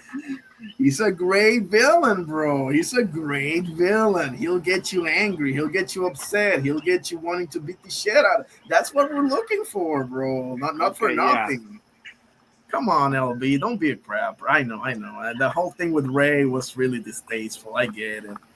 But, bro, he pulled that shit off, bro. I was like, this kid on the inside must be scared to death. Doing this whole thing with his father, and you were a deadbeat dad, and this in front of everybody. I was like, bro, I was starting to respect him. I was like, listen, I'm never gonna be with this, but I respect him. Not everyone has the balls to do this, bro. Not for nothing. That's the truth. That's why I like JBL so much. JBL also. JBL had the balls to say shit and do shit that, bro, not too many people would, bro. Seriously. Bro, he stepped on the flag and the border. I was like, God dang, bro. You're talking about cartels. You're talking about everything. Exactly. Not only that, he went to Mexico. I think he was doing something for AAA or something, and Yeah, he Triple A. started And exactly. And he the first stage, bro, he stepped on the flag again. I was like, God dang, bro, he did. I was like, bro, he goner. But I'm saying, listen, thank God that Mexicans have that great wrestling culture where they understand exactly what's happening, because otherwise, yeah. bro. So I was like, if not, he would have been dead. I know, In you know, 2 seconds, bro. Come on, in 2 seconds. I know, you know. But it was like, thank God. I was like, thank God nothing happened. Because if this JBL goes down, I'll be like, dang. Bro, literally, like, no, please, no, let him live. He's just working, guys. Like, literally, like, oh man, that's why, bro, I respect the hell out of people like that, and Piper too, bro. Piper would do the most controversial shit, bro. If Piper was performing today, he'd probably be in prison right now, bro. I ain't gonna lie. Yeah. Like, oh man. But yeah, I mean that's wow. This has been great, bro. This has been awesome. Anything else you want to say? Fire away.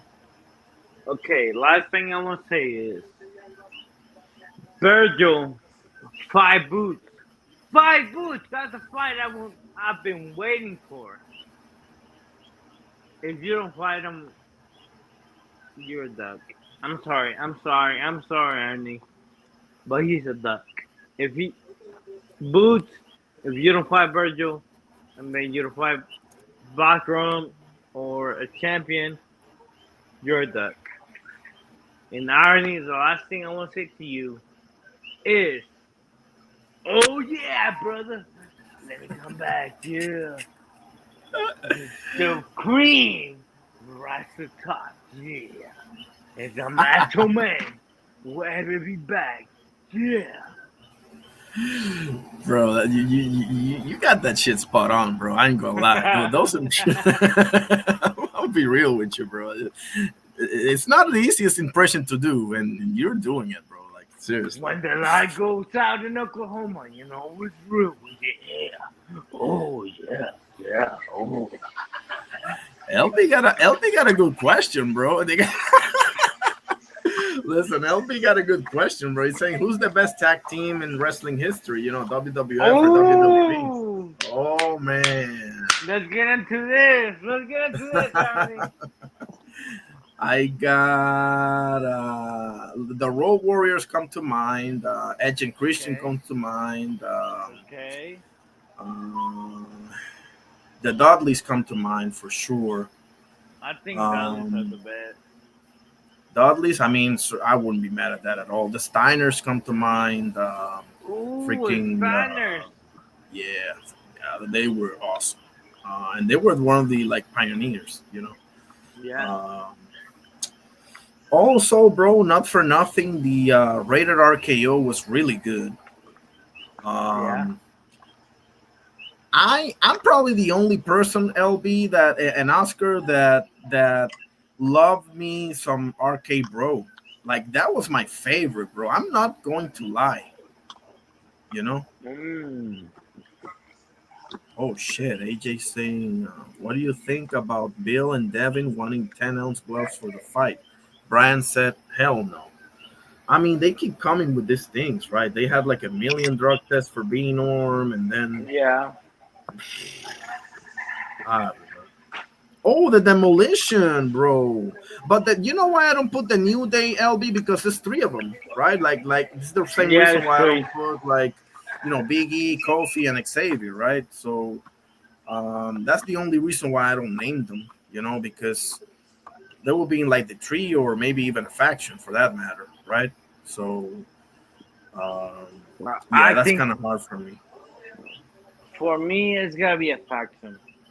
At that point,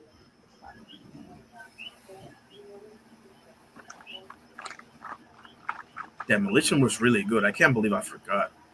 Um, Undertaker and Kane had a great run, but it was very short too. So I don't know. Extremely short. Yeah. So I don't know if they don't really fit the bill like that. So nah. The Usos, the Usos were awesome. I'm gonna say the Usos are awesome. Oh, you heard it from Tay Jones on Just Do. Okay. They're top 5 to me. Man, 10 The ounces. Usos. That's fucked up. Say that again? Wait, give me. The Usos are top 5 for me, at least. Which one? Mm, Yeah, let me give you my top 5 because one is gonna be damn near impossible to choose. So top 5 in no particular order. Okay, I'm just gonna give you 5 and then maybe we can do order. okay. Edge and Christian gotta be there. Yeah. The Dudleys gotta be there. Yeah. Then the Road Warriors, the Road Warriors gotta be there. I'm not gonna lie, I can't live them out. And I'm gonna say the Steiners and the Usos. Those are my top 5. Oh, what about LOD?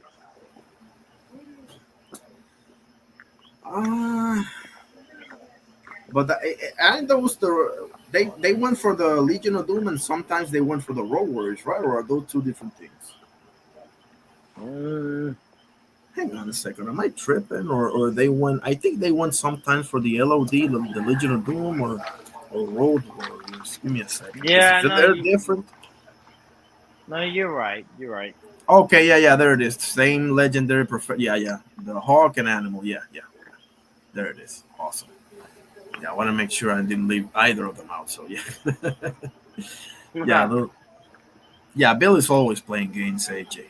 Forget about that. He can be entertaining as holy hell when he said Bitchinson and all that, but he can be a crapper sometimes as well. So I would say that. I would say LOD or Road Warriors, the Steiners, the Usos, the Dudleys, and Edge and Christian. Those would be my top 5.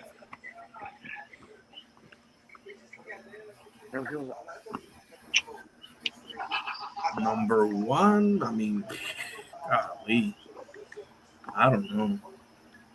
Facts, AJ. Yeah, facts. I mean, forget about it. If they, for whatever reason, pull out of the fight for some shit like this, they're dead to me. Yeah.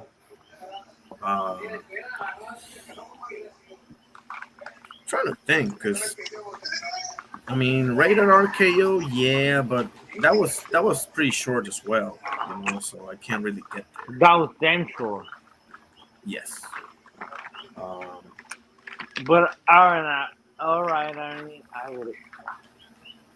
I gotta check out. I'm sorry, but I appreciate you, brother.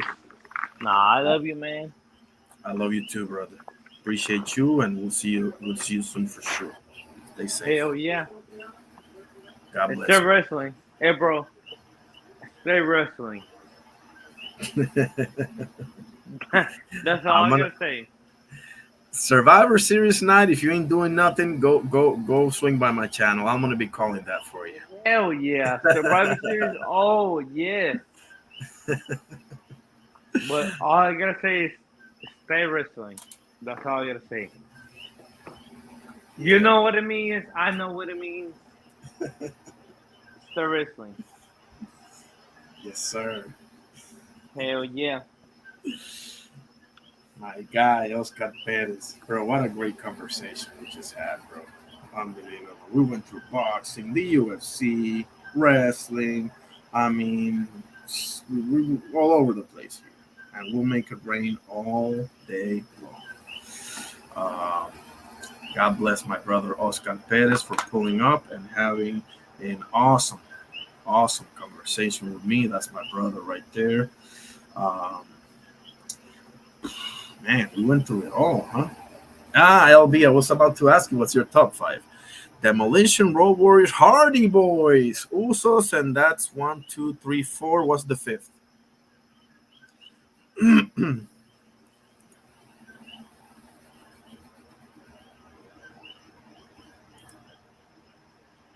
It's 1, 2, 3, 4. Yeah. New Day. Okay, if I want to put the New Day in there, that's fine. That's awesome, bro. Like Demolition, Road Warriors, Hardy Boys, Usos, and the New Day. You know, what my problem is with the Hardy Boys, LB, as awesome as they were. Let's be honest here, LB. I appreciate it, AJ. I appreciate you, brother. And we can chop it up about anything. I focus on boxing, UFC. We do WWE as well, or wrestling for back in the day as well. Occasionally, I'll do BKFC, and I'm qualified to talk about basketball from a particular era, and the same for football and a few other sports. But boxing is number one for sure, and I know my wrestling and my MMA as well. So I appreciate you, AJ. My problem with the Hardy Boys, LB, is that, let's be honest here, bro. It was only Jeff. I mean, listen, this is not gonna sound good, okay? But, bro, Matt Hardy, I mean, what do you really remember him for? Appreciate you, AJ. Yeah, I mean, listen, like I said, we can talk about anything here, my opinion on this, on that, whatever the case may be, I'm damn near every single night around. I don't know what time is right now on your space, but where I'm located is 12:03 a.m. rather. So I go live usually like 9 p.m. Sometimes if I work, I come in a little bit later than that, or if I don't work, I may come in sooner. Than depends, but around 9 p.m. ish. Appreciate you, sir. But yeah, let's be honest here, LB. Like. Now, the Hardy Boys, it was only Jeff. Jeff was the dude that made it. Come on, Mark Hardy was good, bro, too. You think so, LB? Come on, LB. I mean, listen, when you look at Edge and Christian, they both made it to the top. And Christian's making it rain out there on the microphone over at the AEW. When you look at the Usos, both are good. When you look at the Steiners, both are good.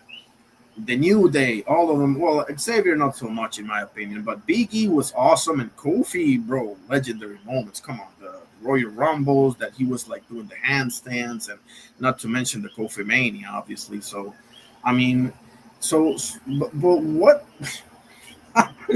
I'm sounding like such a crapper, right? Such a hater, but not for nothing, bro. Jeff made it to the moon. He's got a million, legendary moments. Matt Hardy, bro, not so much. I mean, I'm sorry.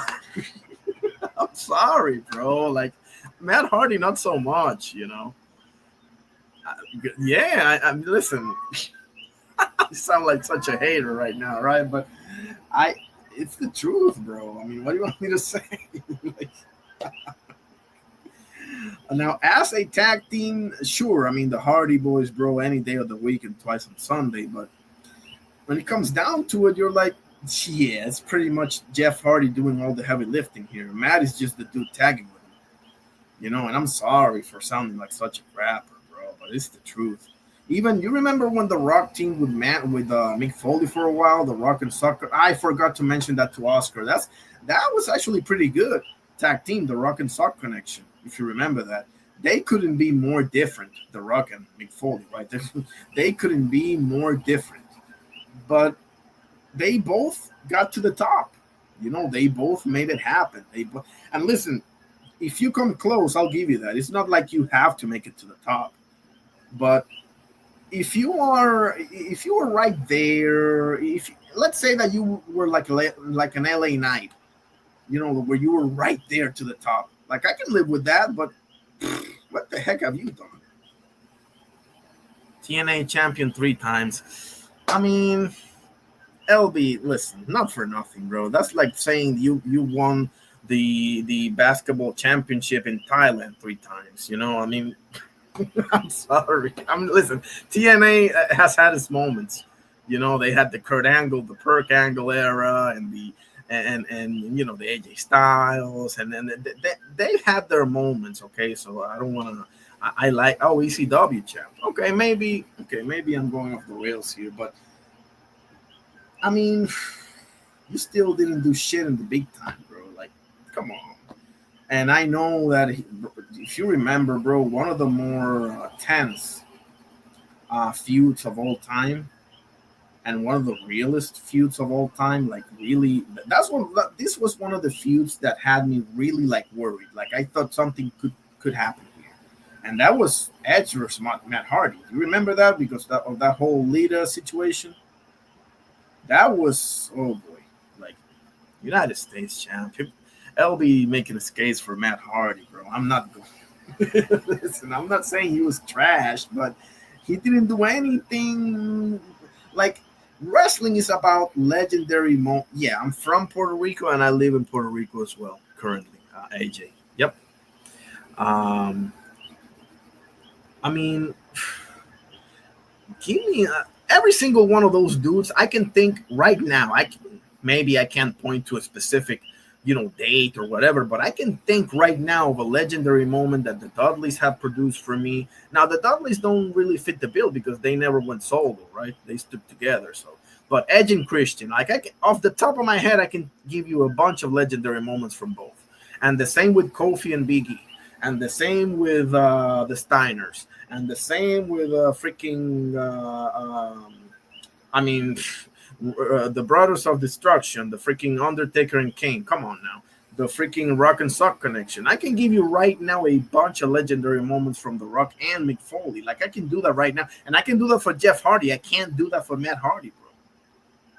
Jeff Hardy, bro, off the top of my head, I can give you a million legendary moments where I got goosebumps, bro. So, and you know what I'm talking about. Jeff Hardy's the ultimate daredevil, bro. Jeff Hardy's the ultimate daredevil. Like, you can't get any more daredevilish than that. Hey, I appreciate that, AJ. That's a beautiful comment, bro. I appreciate that, bro. Thank you very much. Definitely, great to have you here, for sure. LB says, Cruiserweight champion, hardcore champion, WCW triple crown. But you see, listen, I rock with the Hardy Boys, bro. I ain't gonna lie. If you have them, a bunch of people that I know have them in the Mount Rushmore tag teams, for sure. I'm not even mad at that. I'm just saying, bro. Jeff is the one doing the heavy lifting, buddy. I mean, not for nothing, Matt. But Jeff is the one doing the heavy lifting here. Like, and I would say the same thing if it was the case with Jay and Jimmy and the Usos, but it's not the case, bro. Now, yeah, Jay made it a little bit higher than Jimmy, just like Edge made it a little bit higher than Christian, but it's not like Christian and Jimmy ain't done nothing.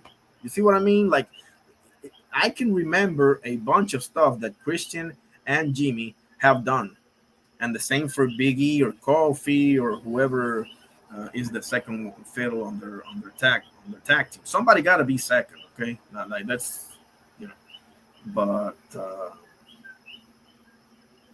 and then the most unlikely tag team of all time, bro, The Rock and Mick Foley. I mean, can you come up with two more different dudes?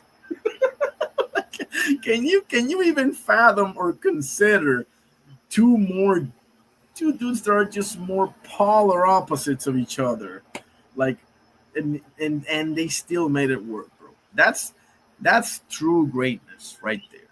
That's true greatness. As a matter of fact, I'm gonna leave you with this because this was just too funny.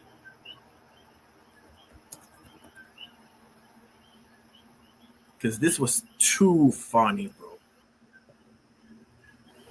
Oh shit, I'm gonna get shut down if I show this. God damn it. Okay, here it is. Here it is. Give me 1 second. Yeah, here it is. Bro, this is to die laughing. This is Mick Foley at his finest. Let me share. Oh, give me a second. Let me put the thingy here about the disclaimer so I can cover my backside, okay? This is educational purposes only. I'm not monetized or anything like that, okay? See the banner right there? Okay, good. All right, let's go. Let me show you this. This is one of the funniest things I've ever seen in my life. One second. How does that make you feel? Well, The Rock. It doesn't matter how it makes you feel.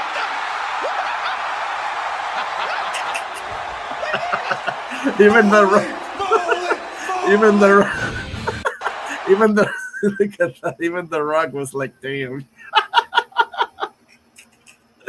Even the Rock was like, okay, you got. I want to tell you, bro. I'm telling you, like, true. That's true greatness, right? Yeah, I agree with that. He had too many. The dude love thing, I wasn't feeling that shit. I'm gonna be honest with you. I don't know who came up with the dude love, bro. Whoever did, bro, should be. I don't know. I don't know. They should spend like 2 hours in jail or something, so they can, reflect on their sins. AJ says, I can't wait to see Boots and Virgil. It's gonna be a good one. That's not gonna happen, AJ. I don't think that's gonna. I don't see that happening, bro. Virgil got too many things going against him.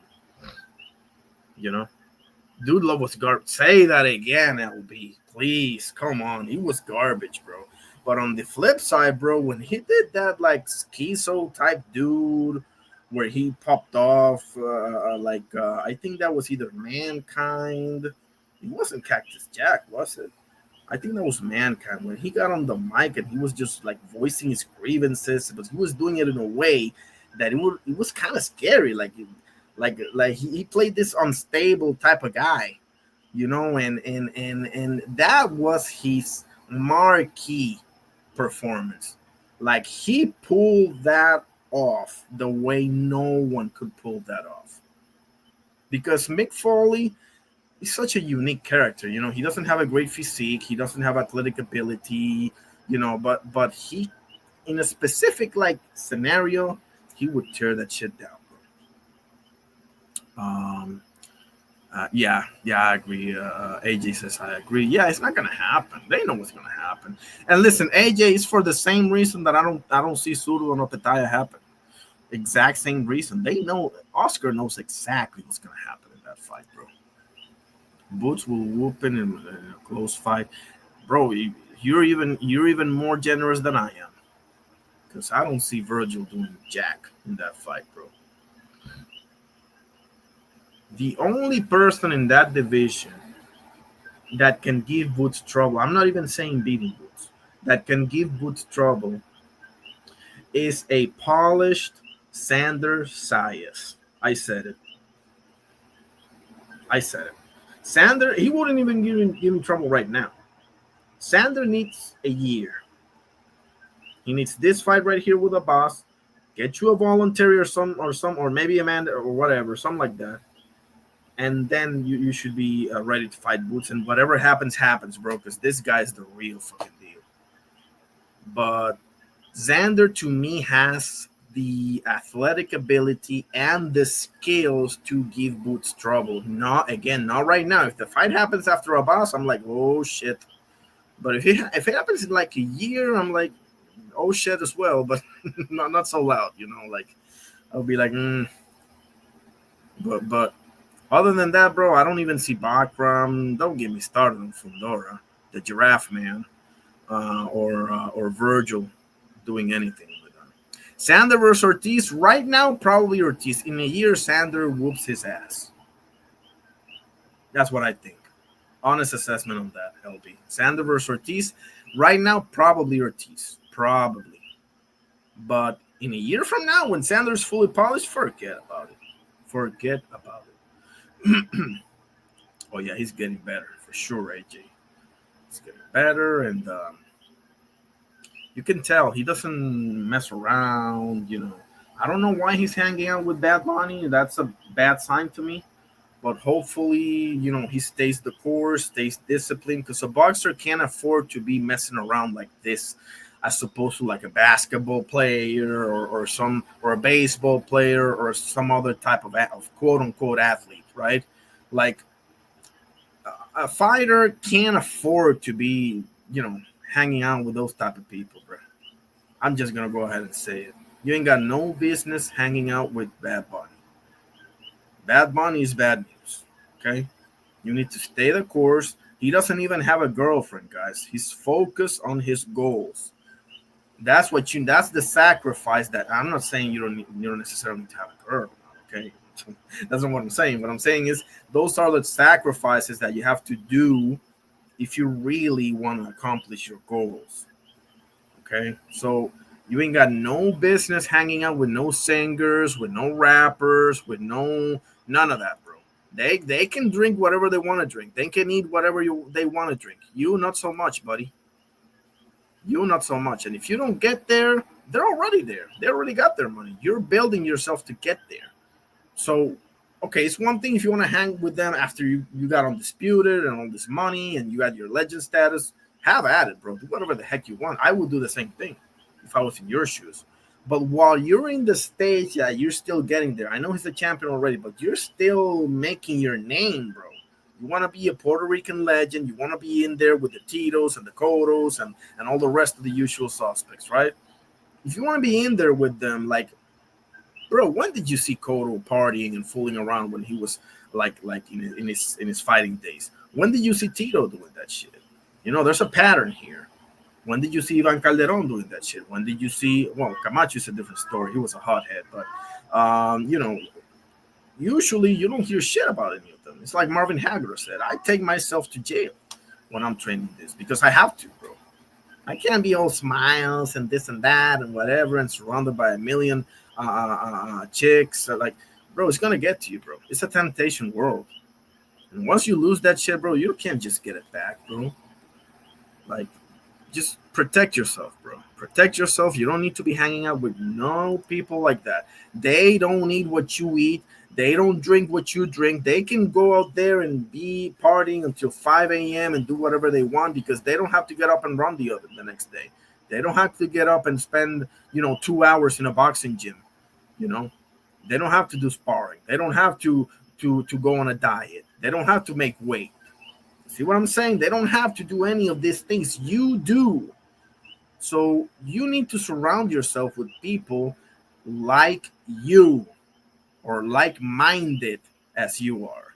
That's what you need to do. Otherwise, you're going to be another Felix Verdejo, where you had everything and started surrounding yourself with the wrong people, and lo and behold, you're sitting in a jail cell right now. Congratulations. Nah, bro. We don't need another one. Subriel, that's my boy. LB says facts. Facts, LB. Feel me? Like, do that shit, bro. You got the rest of your life to do that shit. You don't have the rest of your life to do this.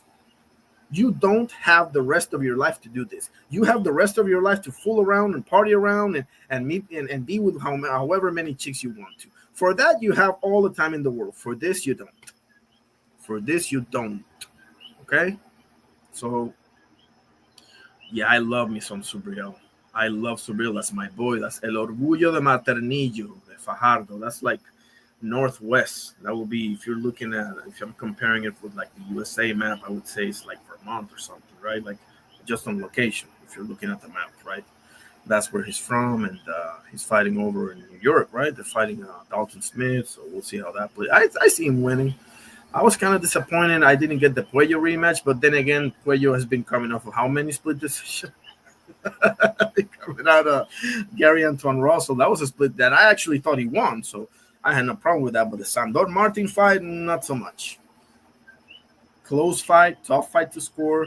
I thought Sandor edged him out, but man, Sandor Martin's been robbed so many times, bro. I'm about to call Sandor Martin. I'm about to call him Pernell Whitaker, just on how many times he's got robbed already. You think Dalton wins, man? It's gonna be interesting. I'm gonna see. You know what, LB? You just reminded me. I gotta check Dalton Smith out because I've been checking Sam Noakes a lot for the Abdullah fight because obviously sooner it's coming up in 2 weeks. But I need to check me some Dalton Smith, bro. I gotta do that. I haven't checked him out too much. That's my bad. But I'm gonna for sure. You guys already know. I'm gonna for sure do a breakdown of that fight. I mean, that's coming up on January or whatever. So, and I'm gonna do a breakdown of each and every November fight. I mean, the Bam Rodriguez versus Puma Martinez. I'm gonna break that down. I'm gonna break down obviously the main event, Haney Norman and Abdullah and Sam Noakes. So I'm gonna do a breakdown of each and every one of those fights, and then I'm gonna get into Dalton Smith and everything. Oh, really? Okay, so he's similar to Sam Noakes. Interesting, because Sam Noakes, for what I've seen a lot of him lately. For what I see, he can crack. He got the heart. He got the pressure. He doesn't necessarily have the footwork or the skills. I haven't seen too much defense from him. For what I've seen, right? I think he can because my assessment of Abdullah Mason is this kid is absolutely the goods, but I think his Achilles heel, Abdullah's Achilles heel, I think he's one of those that can be easily drawn into a firefight. Like when you connect on him, several fighters suffer from that.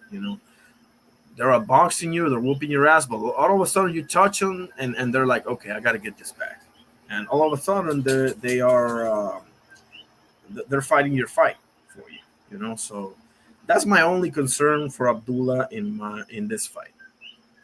Yes, he might get dropped. Yes, I can see that too, LB. I can see him coming back and winning by KO just like he did against Johan Vasquez.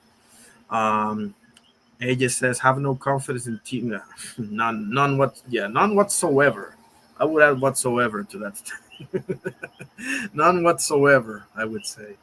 For sure. Yeah, I mean, he doesn't do himself any favors. Nah.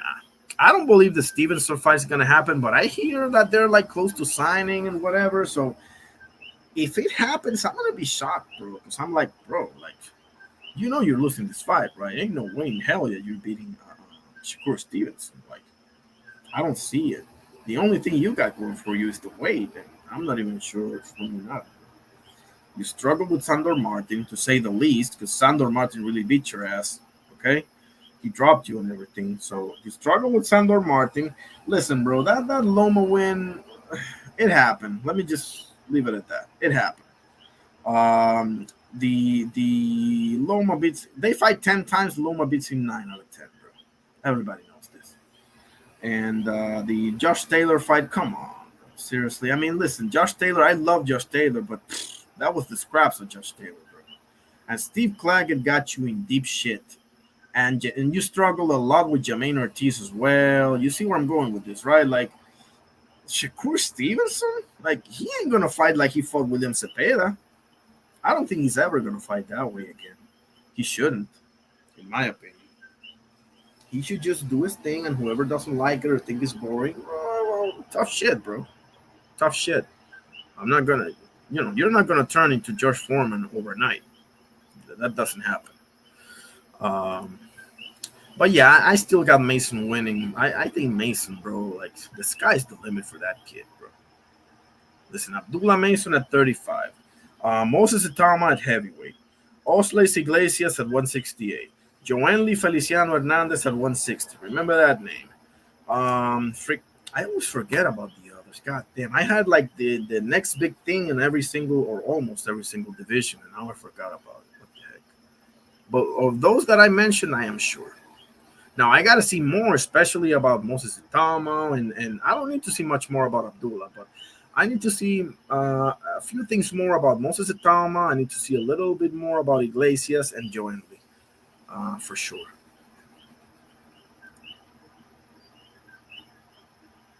Oh, yeah.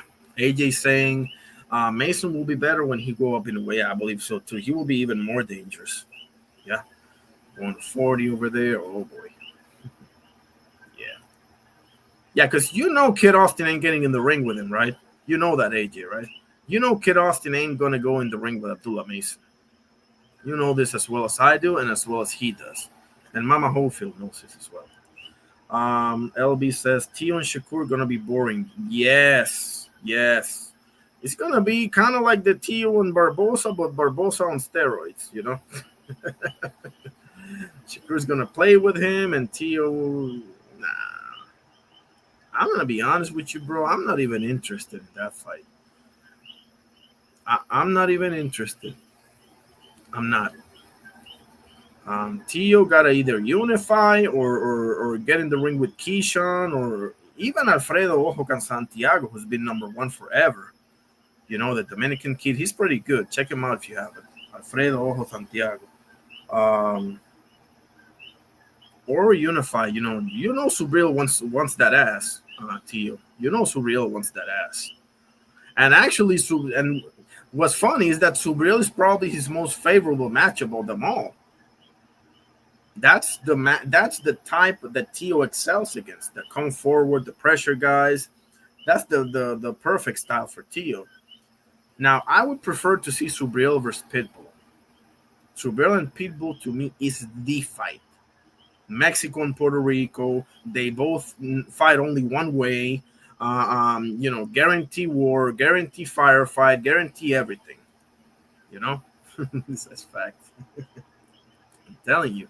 Subriel versus Pitbull, and Pitbull, not for nothing, I got to give it to him there, because one Puerto Rican streamer was interviewing him, and he said, listen, I want to be in those Mexico versus Puerto Rico fights that are remembered.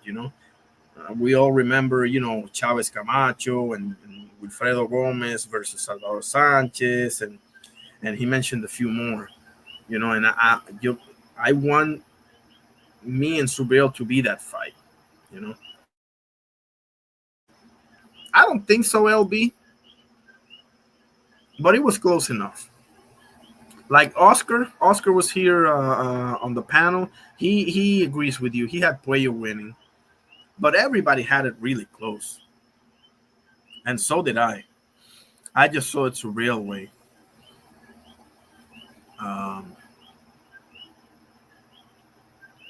But again, Puello's been in like 3 straight single split decision fights, so you can't cry for nothing, bro, because you literally been given the benefit of the doubt 2 straight times in split decisions. So, and this is not a guy with a huge following. He's not an influencer. He doesn't have millions of Instagram followers or whatever the case may be.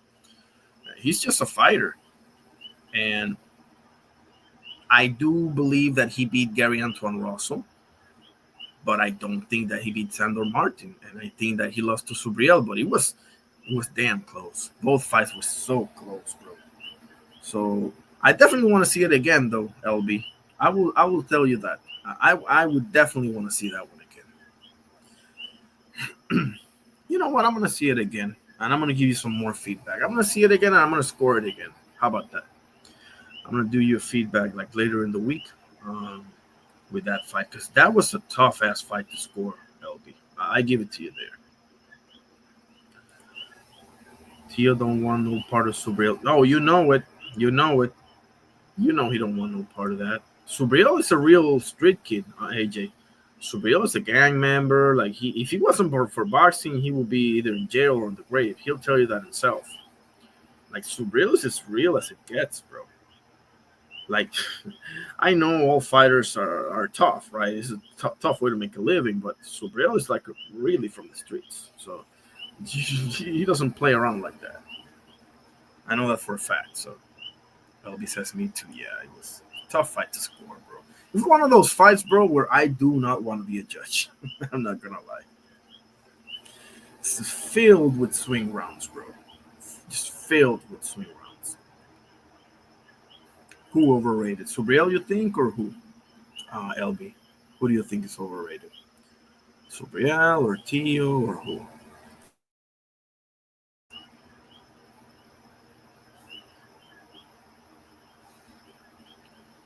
It's probably Subriel, right? But why is that, though? Why do you think so? Because he's not very complete as a boxer, or he only fights one way, or what makes you say what how do I say this? What makes you think that? You know, because I mean, is it the Liam Paro loss? Is it the let's see what else he got? He beat Venezuela. He beat sloppy. Okay. Okay.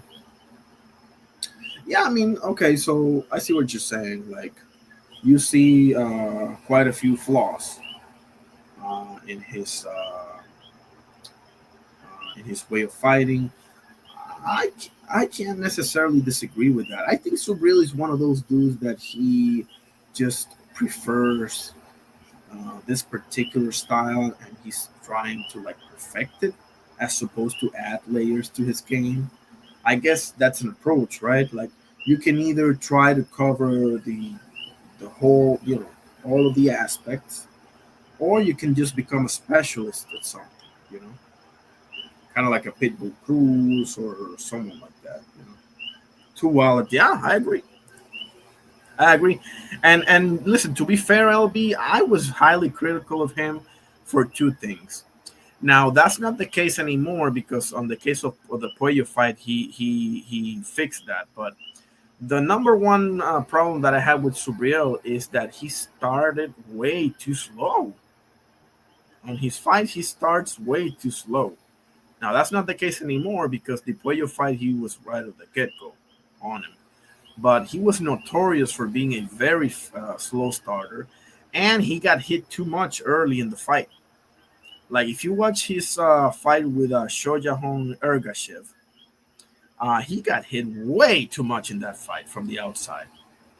Like Ergashev was picking him apart in the first couple of rounds, and Batirhan Yukembayev was another fight that, to me, it got too close for comfort. You know, he just took way. And I know you can say, I'm figuring him out or whatever, but nah, you shouldn't be taking shots like that. So I've been critical of Subriel in the past, so I feel you. AJ says too is emotional. Yeah, and his father is more emotional too. LB says De Los Santos, Edwin La Granada de Los Santos is a very dangerous fighter, and a lot of people. And listen, I will tell you this, LB. I thought Edwin De Los Santos had a real chance of beating Keyshawn. I'm not gonna lie, and I think Keyshawn is a savage, but I'm not gonna go through the whole thing with Nahir Albright and the whole freaking thing of the weight situation. That happened. That happened. What can I say? That shit will take a toll on you. It will damage your image, all the rest of it. Not to mention you got in deep shit with sponsors because people are paying you to wear stuff and this and that, and you never even stepped in the ring. So, but Edwin La Granada de Los Santos is one of the more dangerous fighters and one of the most avoided fighters today. He is fighting. He's fighting in Dominican Republic in December. He's had one of the longest layoffs, bro. Now, part of that is I think that he was having. I think it was something very serious. It was like blood clots or something like that. Very serious shit. So that was a big chunk of his layoff, But I'm glad to see him back in action, though. Yes, he found a way out. Yeah, that's for damn sure. I agree, LB. And I rock with Edwin De Los Santos a lot, bro. That dude is dangerous. He beat the shit out of Rayo Valenzuela. He's a dangerous cat, bro. He's very dangerous, man. So, and Shakur wouldn't dare to trade with him. So, yeah, I hope he gets his title shot, but I'm not holding my breath, bro. That's bad. His situation is bad. Sandor Martin's situation is bad. Freaking Bakram's situation is bad. Yeah, a lot of things are bad. Whew. Oh man, it's almost 4 hours. Holy shit, bro. I didn't even realize it. It's been awesome though. What a show. I mean, had great chat activity, great panel here with my brother Oscar El Carnal from Mexico. Anybody got anything else before I call it quits? I am going to be live tomorrow as well. I don't even know what I'm going to do tomorrow. Maybe I'll go something into the UFC a little bit more. The Islam versus JDM and Valentina Shevchenko or Sangwei Lee. The UFC. Hey, guys, you're not going to. I don't know, AJ, if you rock with the UFC. I know LB does, but bro, let's be real here. I talked about this with Oscar. The UFC is going to be my main focus this Saturday, fellas. No, I'm not going to lie. Now, am I going to watch Eubank and Conor Benn if I can? Sure. I mean, I'm going to be working, but they don't mind if I put the freaking, they love boxing over there too, or the UFC, so no problem. But Bro, the UFC is lit, fellas. This UFC 322 over in New York, it's gonna be lit, fellas. You got the welterweight title on the line, JDM versus Islam Makhachev, right? Islam trying to break into that, two belt club. Um, Freaking Valentina Shevchenko versus Zhang Wei Li, two of the best female MMA fighters ever. And then you got Sean Brady in the card. You have Leon Edwards, by the way. You remember Leon Edwards? The famous high kick with Kamaru Usman and all that. He's in the card also. And the first card of the main event is Benil Dariush, one of my favorite fighters, versus Benoit Saint Denis, another one. I like me some Benoit Saint Denis. Had a great fight with Dustin Poirier. That's over at Library. So that's going to be lit, fellas. The UFC is coming with they just going through this betting scandal and this and that. So we'll see. But UFC is going to be great. Yeah, that's a massive card, LB. You know it.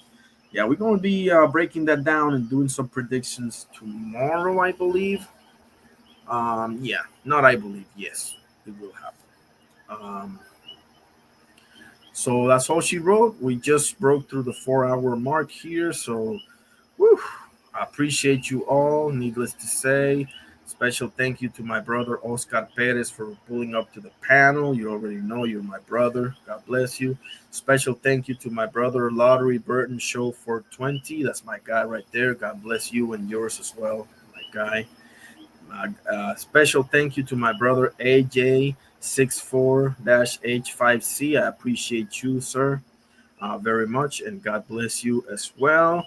Let's see who else.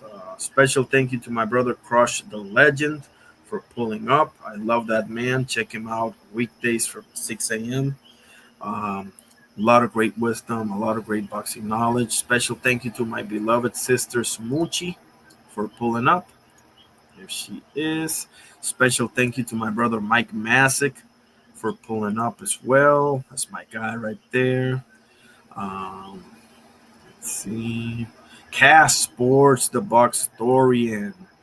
Thank you for pulling up. That's my guy right there. Make sure you check if you want to learn boxing history and different aspects of boxing.